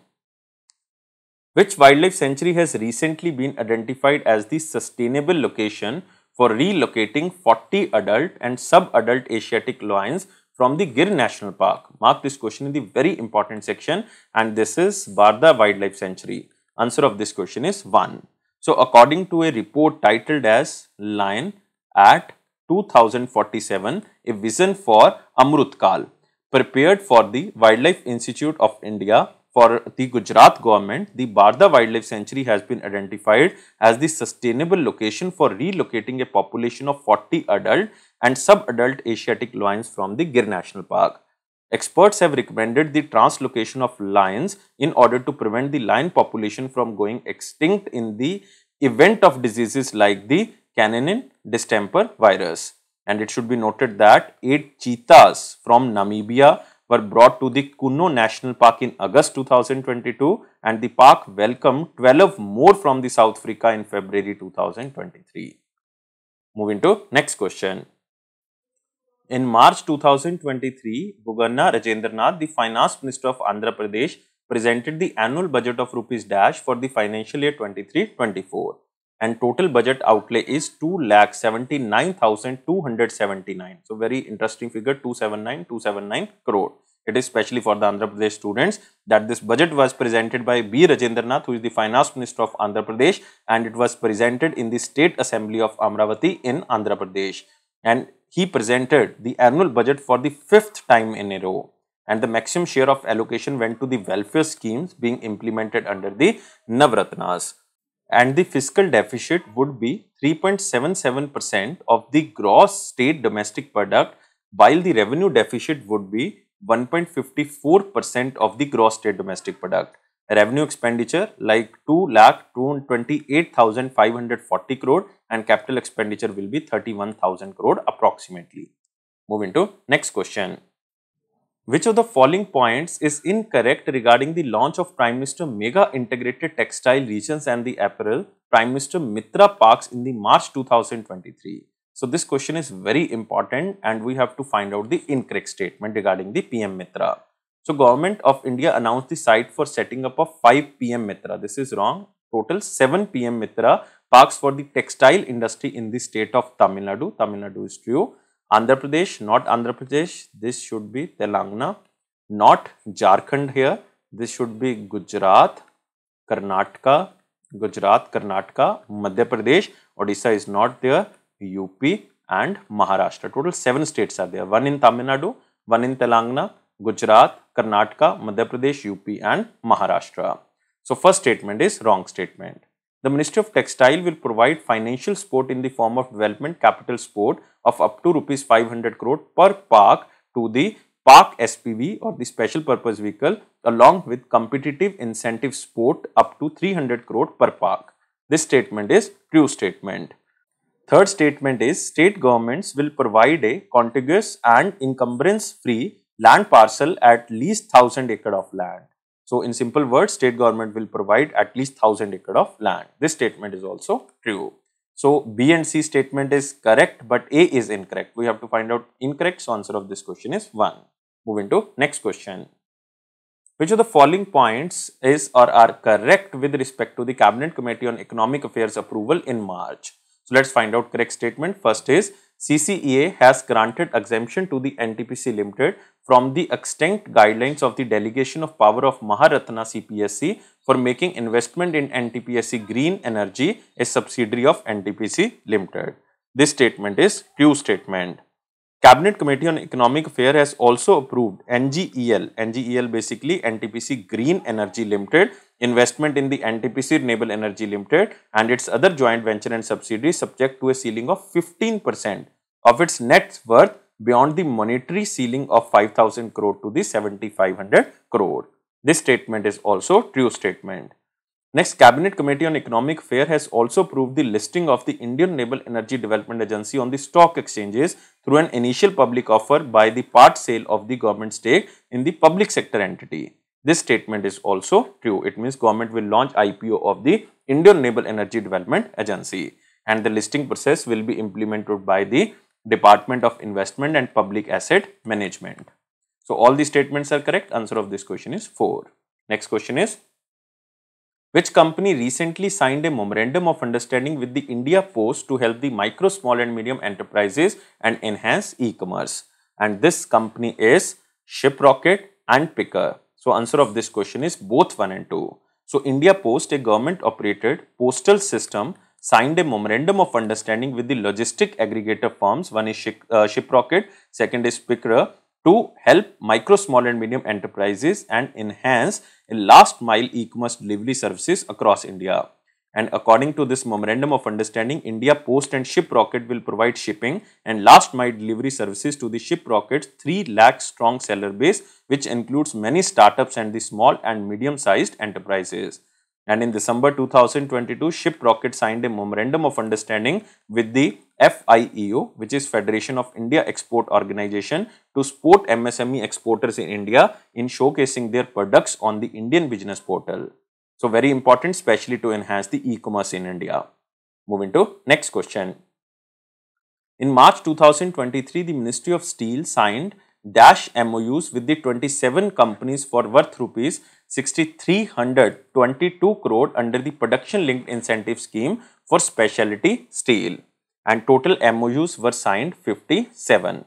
Answer of this question is 4. So Ministry of Steel signed 57 MOUs with 27 companies covering 20 subcategories of specialty steel under the 6322 crore or 6,322 crores production linked incentive scheme at the event held in Vigyan Bhavan in New Delhi. And during the event, the Pallet Manufacturer Association of India (PMAI) released a booklet highlighting the pallets as a value-added product, the manufacturing process, and the future of the industry in India. And the PLI scheme includes all of India's leading steel makers like Tata Steel, JSW Steel, Steel Authority of India, ArcelorMittal Nippon Steel India, Jindal Steel and Power, either directly or through subsidiaries. And MOUs for 8 product categories have been signed by the Tata Steel Long Products, the Tin Plate Company of India Limited and the others. And the Union Cabinet has also approved PLI scheme for specialty steel in July 2021 with a 5-year financial investment of 6,322 crore. Despite being the world's second largest steel manufacturer, India still imports specialty steel. Moving to next question. Which city was recently declared as the first tourism and cultural capital of the Shanghai Cooperation Organization? So mark this question in the most important category. This is tourism and cultural capital. And this is Kashi, Uttar Pradesh. Answer of this question is 1. So Kashi was declared as the first tourism and cultural capital of the SCO at the meeting heads of the SCO Tourism Administration, which was held in Kashi, Varanasi, Uttar Pradesh. And the action plan for year of tourism development in the SCO space in 2023 also adopted during the meeting. And the first meeting of the SCO heads of the tourism administration was scheduled to be held in Kazakhstan in the year of 2024. It means the next meeting will be hosted by Kazakhstan in 2024. But remember, the most important thing here, first tourism and cultural capital of the SCO organization is Kashi, Uttar Pradesh. Moving to next question. Ashok Gehlot, the Chief Minister of Rajasthan, recently announced the formation of 19 new districts and 3 new divisional headquarters in the state, which brings the total number of districts in the Rajasthan to 50. Earlier the districts were 31, now 19 new added, so total districts will become 50. So Ashok Gehlot ji, the Chief Minister of Rajasthan, announced the state government decision for the formation of 90 new districts and 3 new divisional headquarters in the state. And the new districts are being created for the first time since 2008, and due to the addition of new districts, the total number of the districts in the state was increased to 50. With 50 districts, Rajasthan is now the third highest number of districts in the country after Uttar Pradesh. Uttar Pradesh has 75 districts and Madhya Pradesh has 53 districts as of March 2023. And the state government has allocated 2,000 crore for the first phase of the development of infrastructure for the new district. And the state government has also increased Chiranjeevi Health Insurance Scheme package from 10 lakh rupees to 25 lakh rupees, especially in the state budget also. Moving to the next question. Which companies, Rampura Agucha Mines and Zawar Group of Mines, have recently become the first Greenco certified mines? And this is Hindustan Zinc Limited. Answer of this question is 1. So Rampura Agucha Mines and Zawar Group of Mines of Hindustan Zinc Limited became the first Greenco certified mines. They received the Greenco Silver rating from the Confederation of Indian Industry for their sustainable mining operations. And the mines were certified for their exemplary performance in the waste and material management, green infrastructure and ecology, green supply chain, greenhouse gas emission reduction, and the renewable energy initiative. And Greenco rating is the first of its kind in the world holistic framework that evaluates companies on the environmental friendliness of their activities using a life cycle approach. Moving to next question. Name the company that has recently received India's first Bureau of Indian Standards license to produce fire-resistant steel for the first time in India. So mark this question in the important section, and this company is Jindal Steel and Power Limited. So answer of this question is 4. So Jindal Steel and Power Limited has received India's first Bureau of Indian Standard license to produce India's first fire-resistant steel at its rail mill and special profile mill in the Raigad area of the Chhattisgarh. And the fire-resistant steel structure manufactured as per IS 15103 can be used for high temperature or fire-prone areas. And the fire-resistant steel can withstand temperature up to 600 degrees Celsius for a maximum duration of 3 hours. Moving to next question. In March 2023, Prime Minister of India Narendra Modi and Bangladesh Prime Minister Sheikh Hasina virtually inaugurated the 131.5 kilometer long India-Bangladesh Friendship Pipeline. And the India-Bangladesh Friendship Pipeline is a cross-border pipeline that connects between Dash city in the West Bengal, India and the Parbatipur in the Dinajpur district of the Bangladesh. And in India, it will connect Siliguri. Answer of this question is 1. So, this is India-Bangladesh Friendship Pipeline. It is a cross-border pipeline that connects Siliguri in the West Bengal area of India and the Parbatipur in the Dinajpur district of the Bangladesh. Basically, Siliguri to Parbatipur. Parbatipur is in Dinajpur in Bangladesh and Siliguri is in West Bengal in India. And the foundation stone for the construction of this pipeline was laid by both Prime Ministers in September 2018. And you can also remember this marks the second cross-border energy pipeline between India and its neighboring country, because this is also the second cross-border energy pipeline in South Asia after 69-kilometer cross-border energy pipeline already existing between India and Nepal. So, this is the second cross-border energy pipeline between India and its neighboring country. Moving to next question. The Labour 20 or L20 of G20 recently adopted two joint statements in its inception meeting to resolve the issue of social security portability and to address the gender gap. In which city the inception meeting was held? And it was held in Amritsar, Punjab. So, answer of this question is 4. So, remember, this is L20 engagement group of G20, and this L20 adopted two joint statements as the ultimate outcome of the two-day discussions at its inception meeting in the Amritsar, Punjab as a part of the India's G20 presidency. And the two joint statements are like joint statements on the universalization of the social security and joint statement on the women and the future of work, or specially related to gender gap. And the joint statements urged G20 nations or the countries to resolve the issues of the social security portability and to address the gender gap in the global workforce. And according to the joint statement on the universalization of the social security, the G20 nations could easily handle the problem of portability of benefits at any time. Moving to next question. In which state Pakhala Divas 2023 is celebrated on 20th of March 2023? Pakhala Day or Pakhala Divas, and it was celebrated in Odisha. Answer of this question is 2nd. And the day is annually celebrated across the globe where people eat a traditional Odia dish known as Pakhala, also known as Dahi Pakhala, on 20th of March. And Pakhala is prepared with the rice, curd, cucumber, cumin seeds, fried onions and mint leaves. And Pakhala Divas was celebrated on 20th of March 2011. First time it was celebrated to encourage cuisine in the modern era and promote the nutritious food of India to the world. Moving to next question.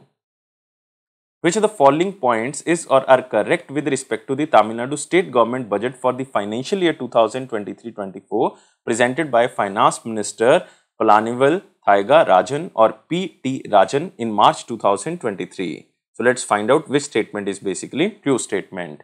First is, the annual revenue deficit is reduced from about 62,000 crore to 30,000 crore in the revised estimate of financial year 23 due to the reform initiative in the Tamil Nadu. And the revenue expenditure is estimated at 3,08,055 crore for the financial year 24, and the capital expenditure will be 44,365 crore. So, first statement is true. Second is, the state to set up a state-of-the-art high-tech global sports city by Chennai Metropolitan Development Authority in Chennai. This statement is also true, and it will be set up in Chennai to promote the development of sports and emerge as favorite destination for leading sports events. Next is, a new wildlife sanctuary called the Thanthai Periyar Wildlife Sanctuary will be developed in Erode district, and the sanctuary will be the 18th wildlife sanctuary in the state and will link the Nilgiris Biosphere Reserve with the Kaveri South Wildlife Sanctuary. This statement is also true. It means all the statements are correct. Answer of this question is all A, B, C. Move into next question. In March 2023, Union Minister Bhupender Yadav under the Ministry of Environment, Forest and Climate Change issued 14 guidelines to tackle human-wildlife conflict. And the guidelines is being implemented by the Ministry of Environment, Forest and Climate Change together with the state forest departments of how many states? Total states are 3, and these states are Karnataka, Uttarakhand, Karnataka, Uttarakhand and West Bengal. So answer of this question is 4. So remember, this is Union Minister Bhupendra Yadav who issued the guidelines. So the main aim is to foster a shared understanding among the key stakeholders in India about what constitutes effective and efficient HWC or human wildlife conflict mitigation, and the guidelines are scheduled to be reviewed after every 5 years beginning in 2023.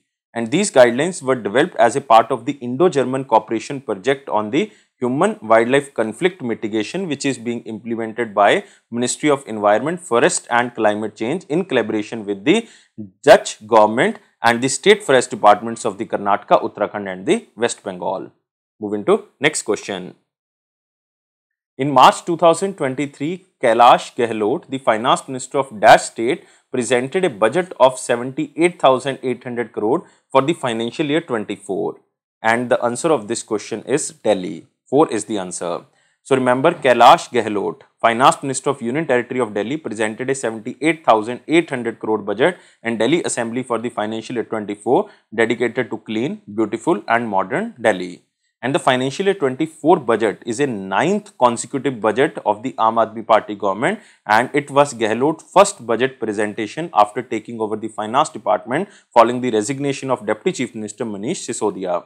And the budget for the Delhi government was 75,800 crore in the financial year 23, which was higher than that of 69,000 crore in financial year 22. But this year, this budget is 78,800 crore. And with a budget of 320 crore, the Delhi government will collaborate with the Delhi Metro Rail Corporation to build 3 unique double-decker flyovers. Moving to next question. Which of the following points is or are incorrect with respect to the recent launch made by the Union Ministry of Ports, Shipping and Waterways, Sarbananda Sonowal? So let's read out the statements and find out incorrect. Union Minister Sarbananda Sonowal has launched a green tug transition program in order to make in India a global hub for the green shipping building by 2025. So this statement is partially true because it was launched by Sarbananda Sonowal ji, and it is green tug transition program in order to make India a global hub for green shipbuilding by the year of not 2025, by the year of 2030. So first statement is wrong. Next is Union Minister Sarbananda Sonowal inaugurated India's first National Center of Excellence in Green Port and Shipping. This statement is also true statement. So B statement is true. Next is NCOEGPS. This is National Center of Excellence in Green Port and Shipping, is a result of collaboration between the Ministry of Port, Shipping and Waterways, Government of India and the Energy Resource Institute, which is the Energy and Resource Institute, which is an independent, not-for-profit research institute focusing on energy, environment and sustainable development. And this center, headquartered within the TERI campus in Gurugram, Haryana, will seek to uphold its pledges under the Paris Agreement. This statement is also true. So it means only incorrect statement is A. So answer of this question is 1. Moving to next question. Which company has recently signed 2 contracts worth rupees 3,700 crore with the Ministry of Defence to procure Arudhra medium power radars and 129 DR-118 radar warning receivers for the Indian Air Force? So mark this question in the important section, and this company is Bharat Electronics Limited. So answer of this question is 4, BEL. So on 23rd of March, Ministry of Defence signed 2 separate contracts with the Bharat Electronics Limited at a cost of 3,700 crore to procure Arudhra medium power radars and 129 DR-118 radar warning receivers, also known as RWR, for the Indian Air Force.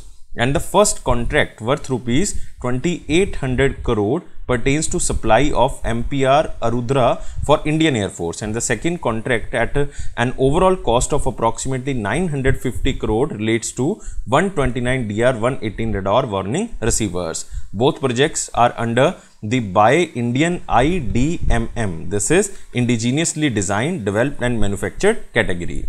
Moving to next question.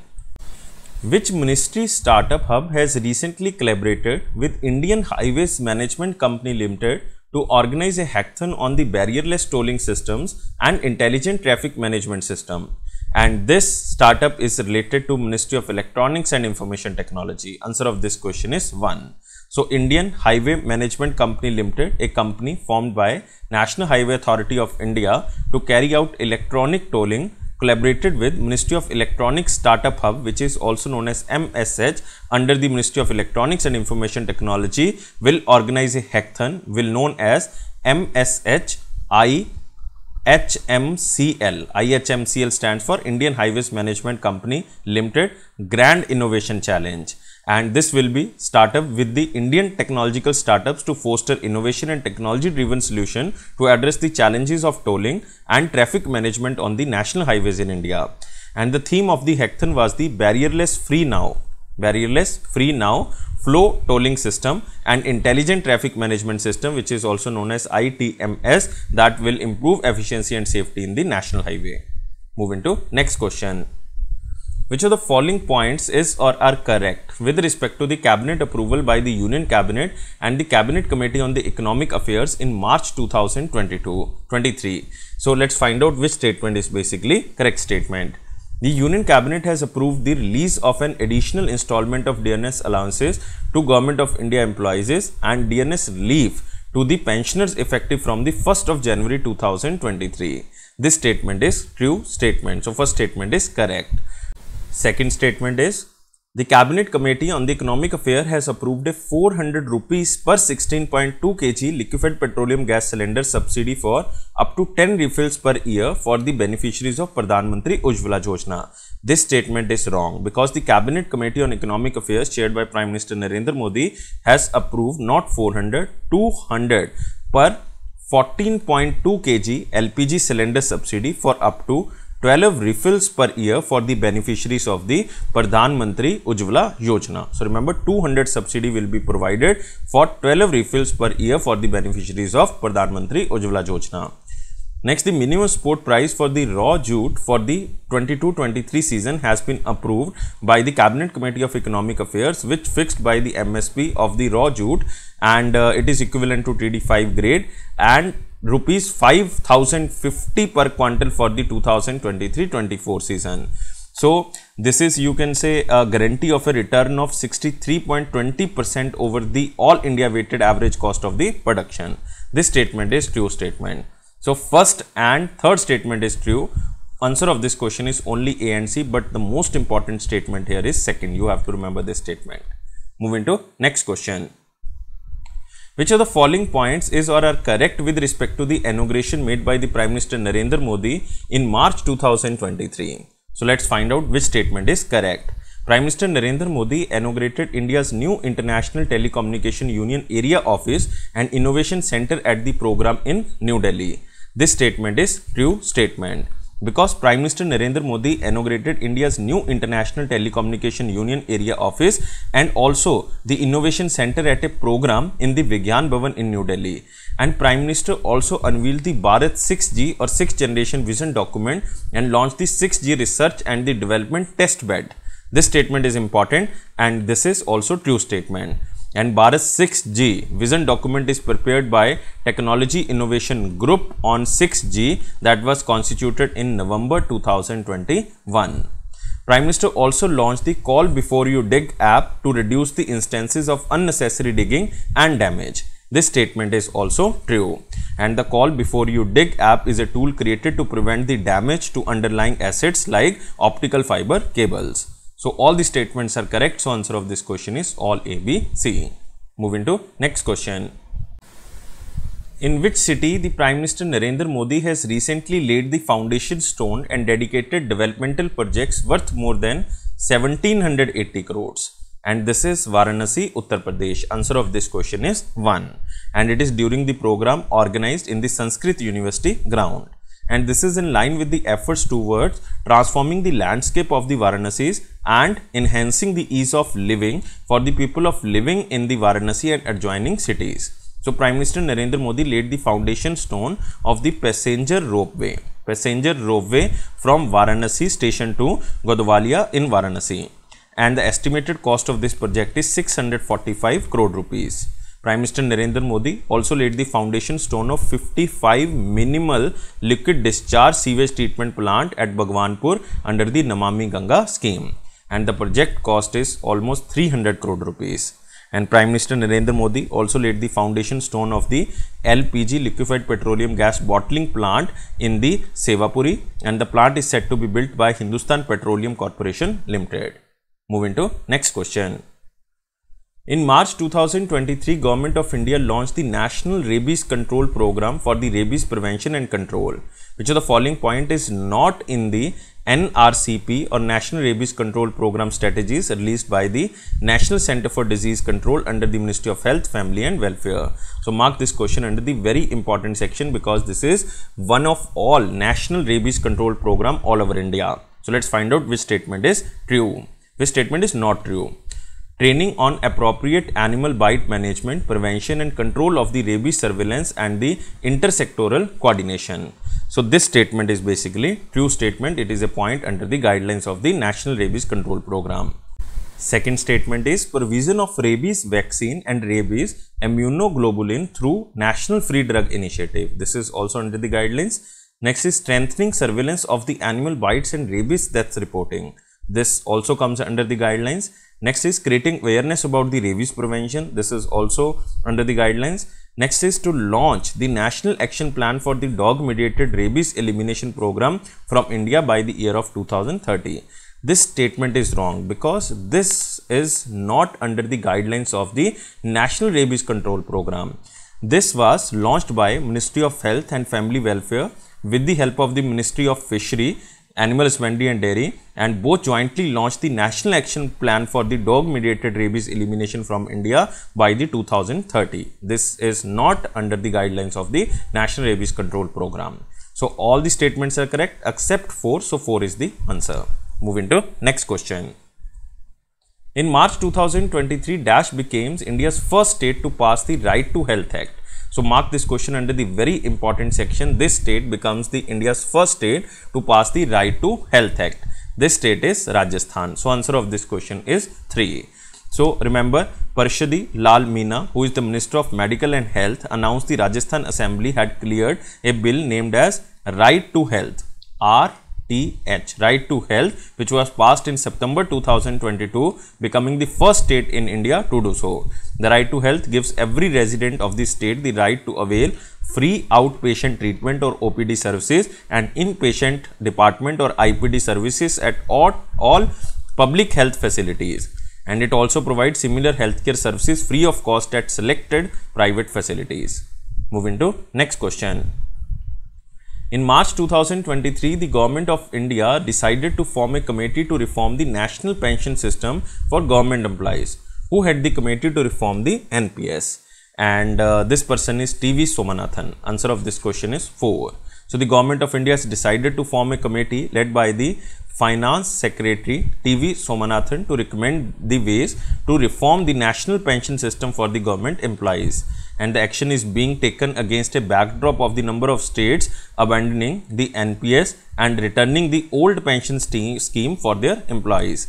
And the state government of Rajasthan, Chhattisgarh, Jharkhand, Punjab and Himachal Pradesh have notified the center of their decision to switch back to the old pension scheme and have asked for a refund of the corpus accrued under the national pension scheme.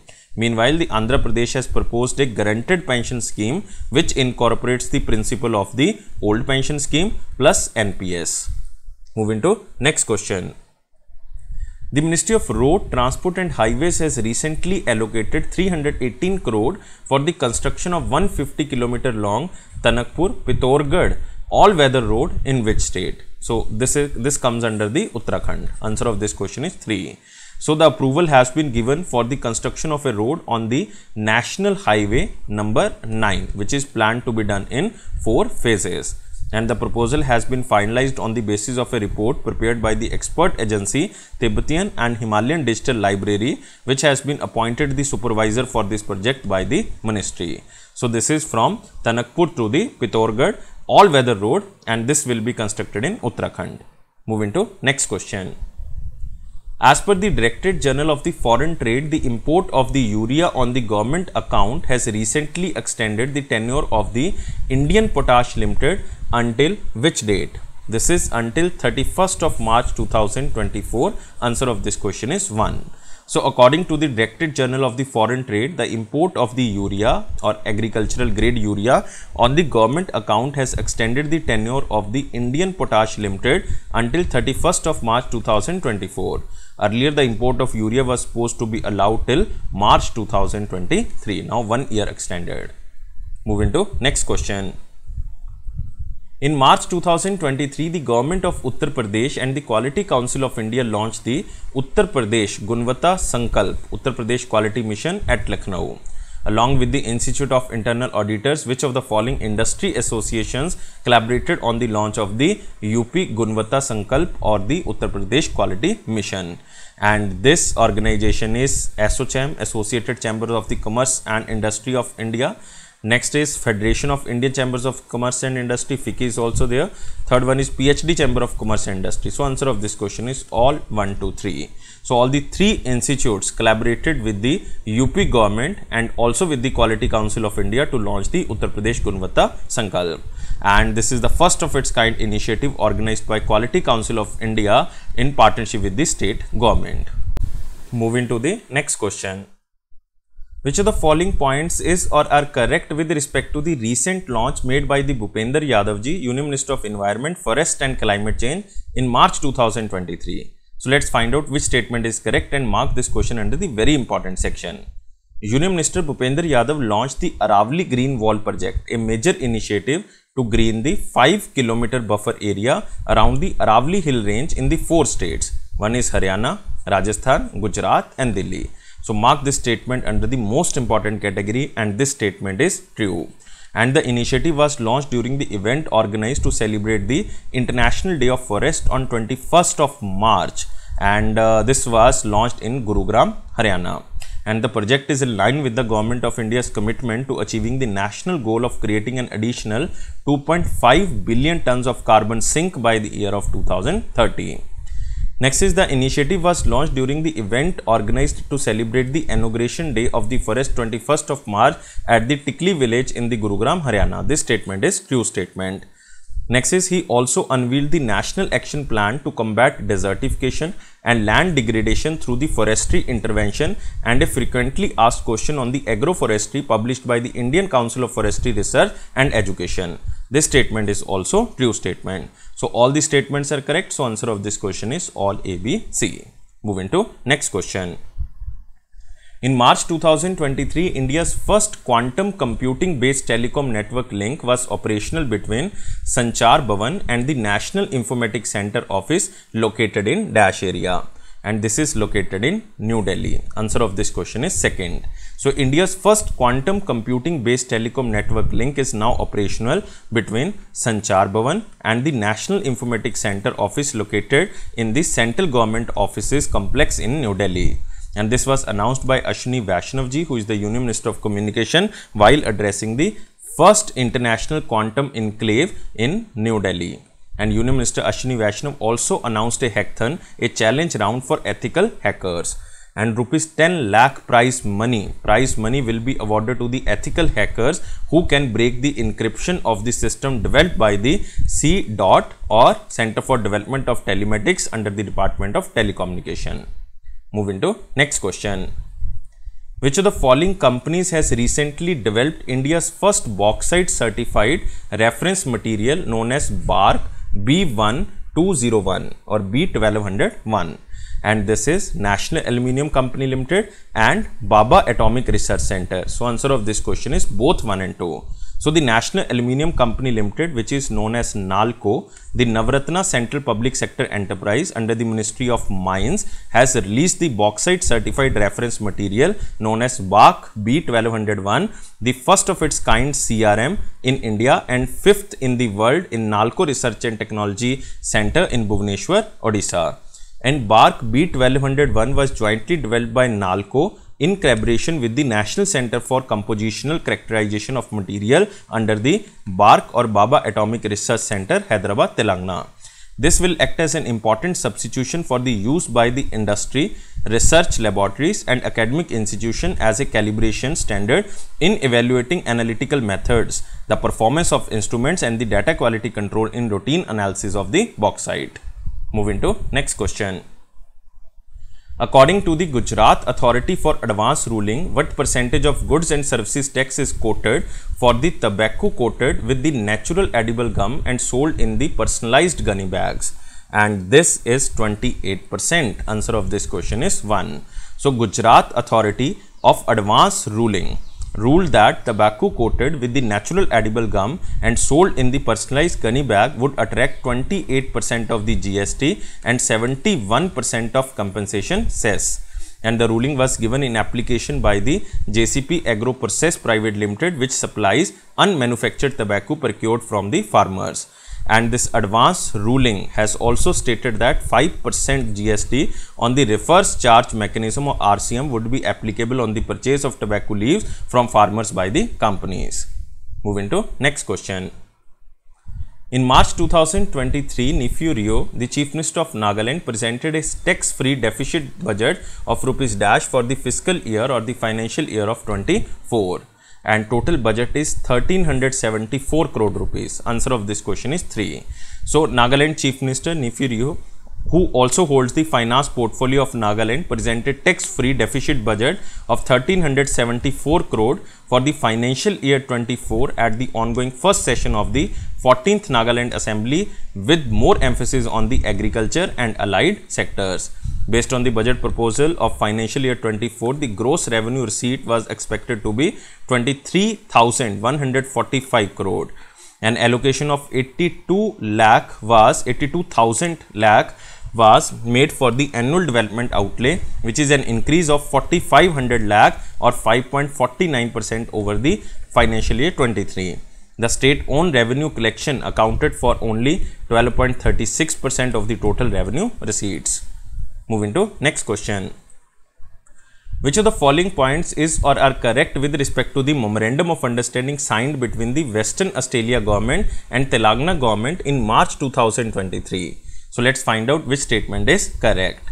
Cyber Security Centre of Excellence, Data Security Council of India and the Western Australia Cyber West signed an MOU to expertise both organizations using innovation, design, workshop and industry engagement. So basically this statement is true. Second statement is Cyber Security Centre of Excellence, Data Security Council of India and Edith Cowan University signed an MOU to collaborate for the mutual benefit, including research, education, innovation, incubation, marketing, hackathons, corporate innovation and training program. This statement is also true statement. Next is VOCABS, a state-led incubator for the women entrepreneurs, and the Cyber West signed a letter of intent to promote cross-border opportunities for startups in both India and Australia. This statement is true.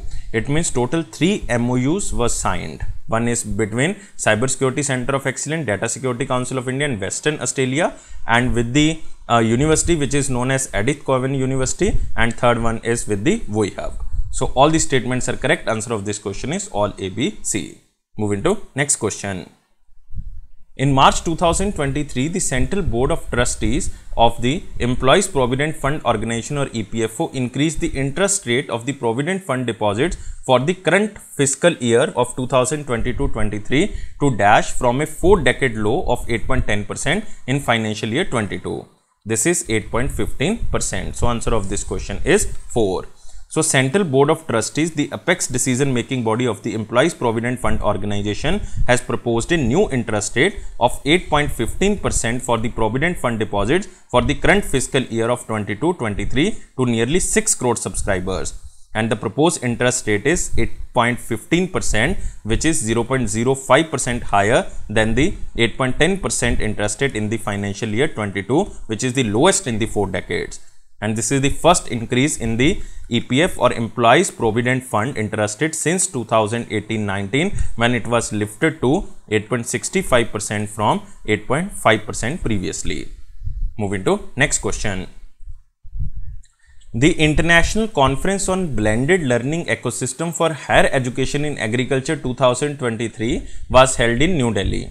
Which organization or bank, along with the Indian Council of Agriculture Research, has recently issued the Delhi Declaration on the Modernization of Agricultural Education System in alignment with the National Education Policy? And this is World Bank. Answer of this question is second.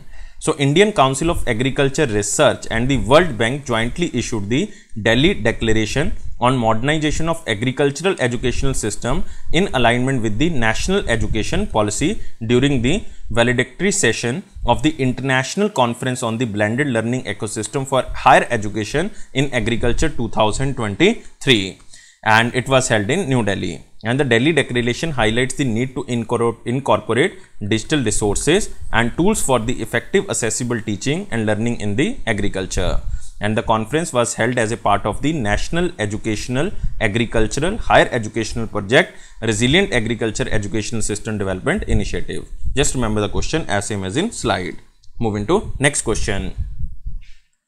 In March 2023, the Pension Fund Regulatory and Development Authority amended the Redressal of Subscriber Grievance or PFRDA Regulation 2015 and increased the upper age limit of the ombudsman from 65 to 70 years. So static question, you can also remember this question from the slide, that according to the notification of the Pension Fund Regulatory Development Authority, they have amended the Redressal of Subscriber Grievance Regulation of 2015 and increased the upper age limit of the ombudsman from 65 to 70 years.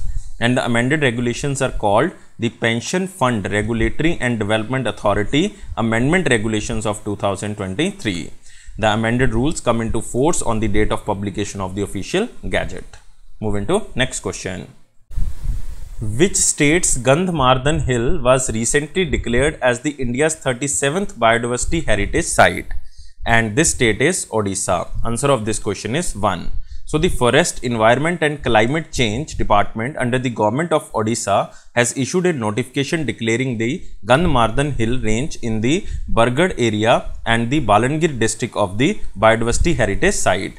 And this is the third Biodiversity Heritage Site of Odisha after the Mandasaru Gorge and the Kandhamal district in 2019 and the Mahendragiri Hill in the Gajapati district in 2022. And Gandhmardan Hills has become the 37th Biodiversity Heritage Site of India. And decision was made in accordance with the Rule 20 of the 2012 Odisha Biodiversity Regulation and Section 37 of the Biodiversity Act. Moving to next question. In March 2023, the Centre Board of Direct Taxes extended the deadline to link permanent account number with the Aadhaar from 31st of March 2023 to 30th of June 2023. So answer of this question is 3. So remember, the Ministry of Finance informed that the Central Board of Direct Taxes has extended the deadline to link the PAN number with the Aadhaar from 31st of March 2023 to 30th of June 2023. And according to the subsection under the section 139AA to the Income Tax Act of 1961, it is mandatory for every person who has been allotted a PAN as of 1st of July 2017 to intimate this Aadhaar number so that the Aadhaar and PAN can be linked.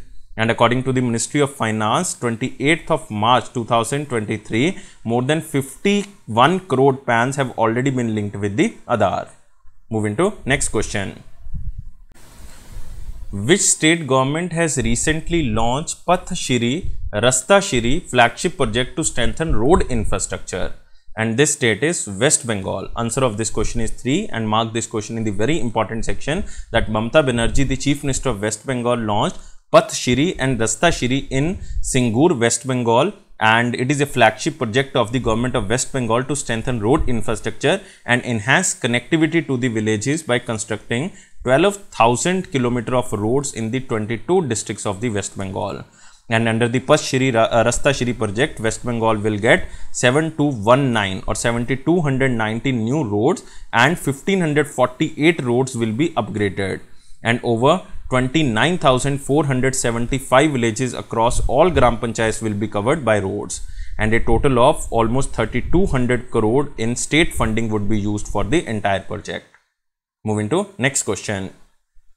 In which state the Ministry of Electronics and Information Technology has recently approved to set up 180 crore rupees worth electronics manufacturing cluster? And this state is Karnataka. Answer of this question is 2nd. So Rajiv Chandrasekhar, Union Minister of State under the Ministry of Electronics and Information Technology, announced that Ministry has approved the 180 crore worth electronics manufacturing cluster at the Katur-Balur industrial area in the Dharwad, Karnataka, which is expected to create almost 18,000 jobs. And the project, which is being set up under the Modified Electronics Manufacturing Cluster Scheme, is expected to catalyze more than 1500 crore worth of investment very soon. And with the potential to the employ 2500 people, 9 businesses including startups have already committed to investing 340 crore rupees. Moving to next question. In March 2023, Prime Minister Narendra Modi inaugurated the 13.7 kilometers metro stretch for the commercial operations of Whitefield or Kodugodi to Krishna Rajapuram in Dash area, and this is also in Bengaluru, Karnataka. Answer of this question is 4. So this is the second largest metro network in India after Delhi Metro, and Whitefield is the first technological corridor connected by metro in Bengaluru. And remember, BMRCL, this is Bengaluru Metro Rail Corporation Limited, is yet to connect the KR Puram and the Vyapashali section of 2 km. At present, the Whitefield metro section is standalone line.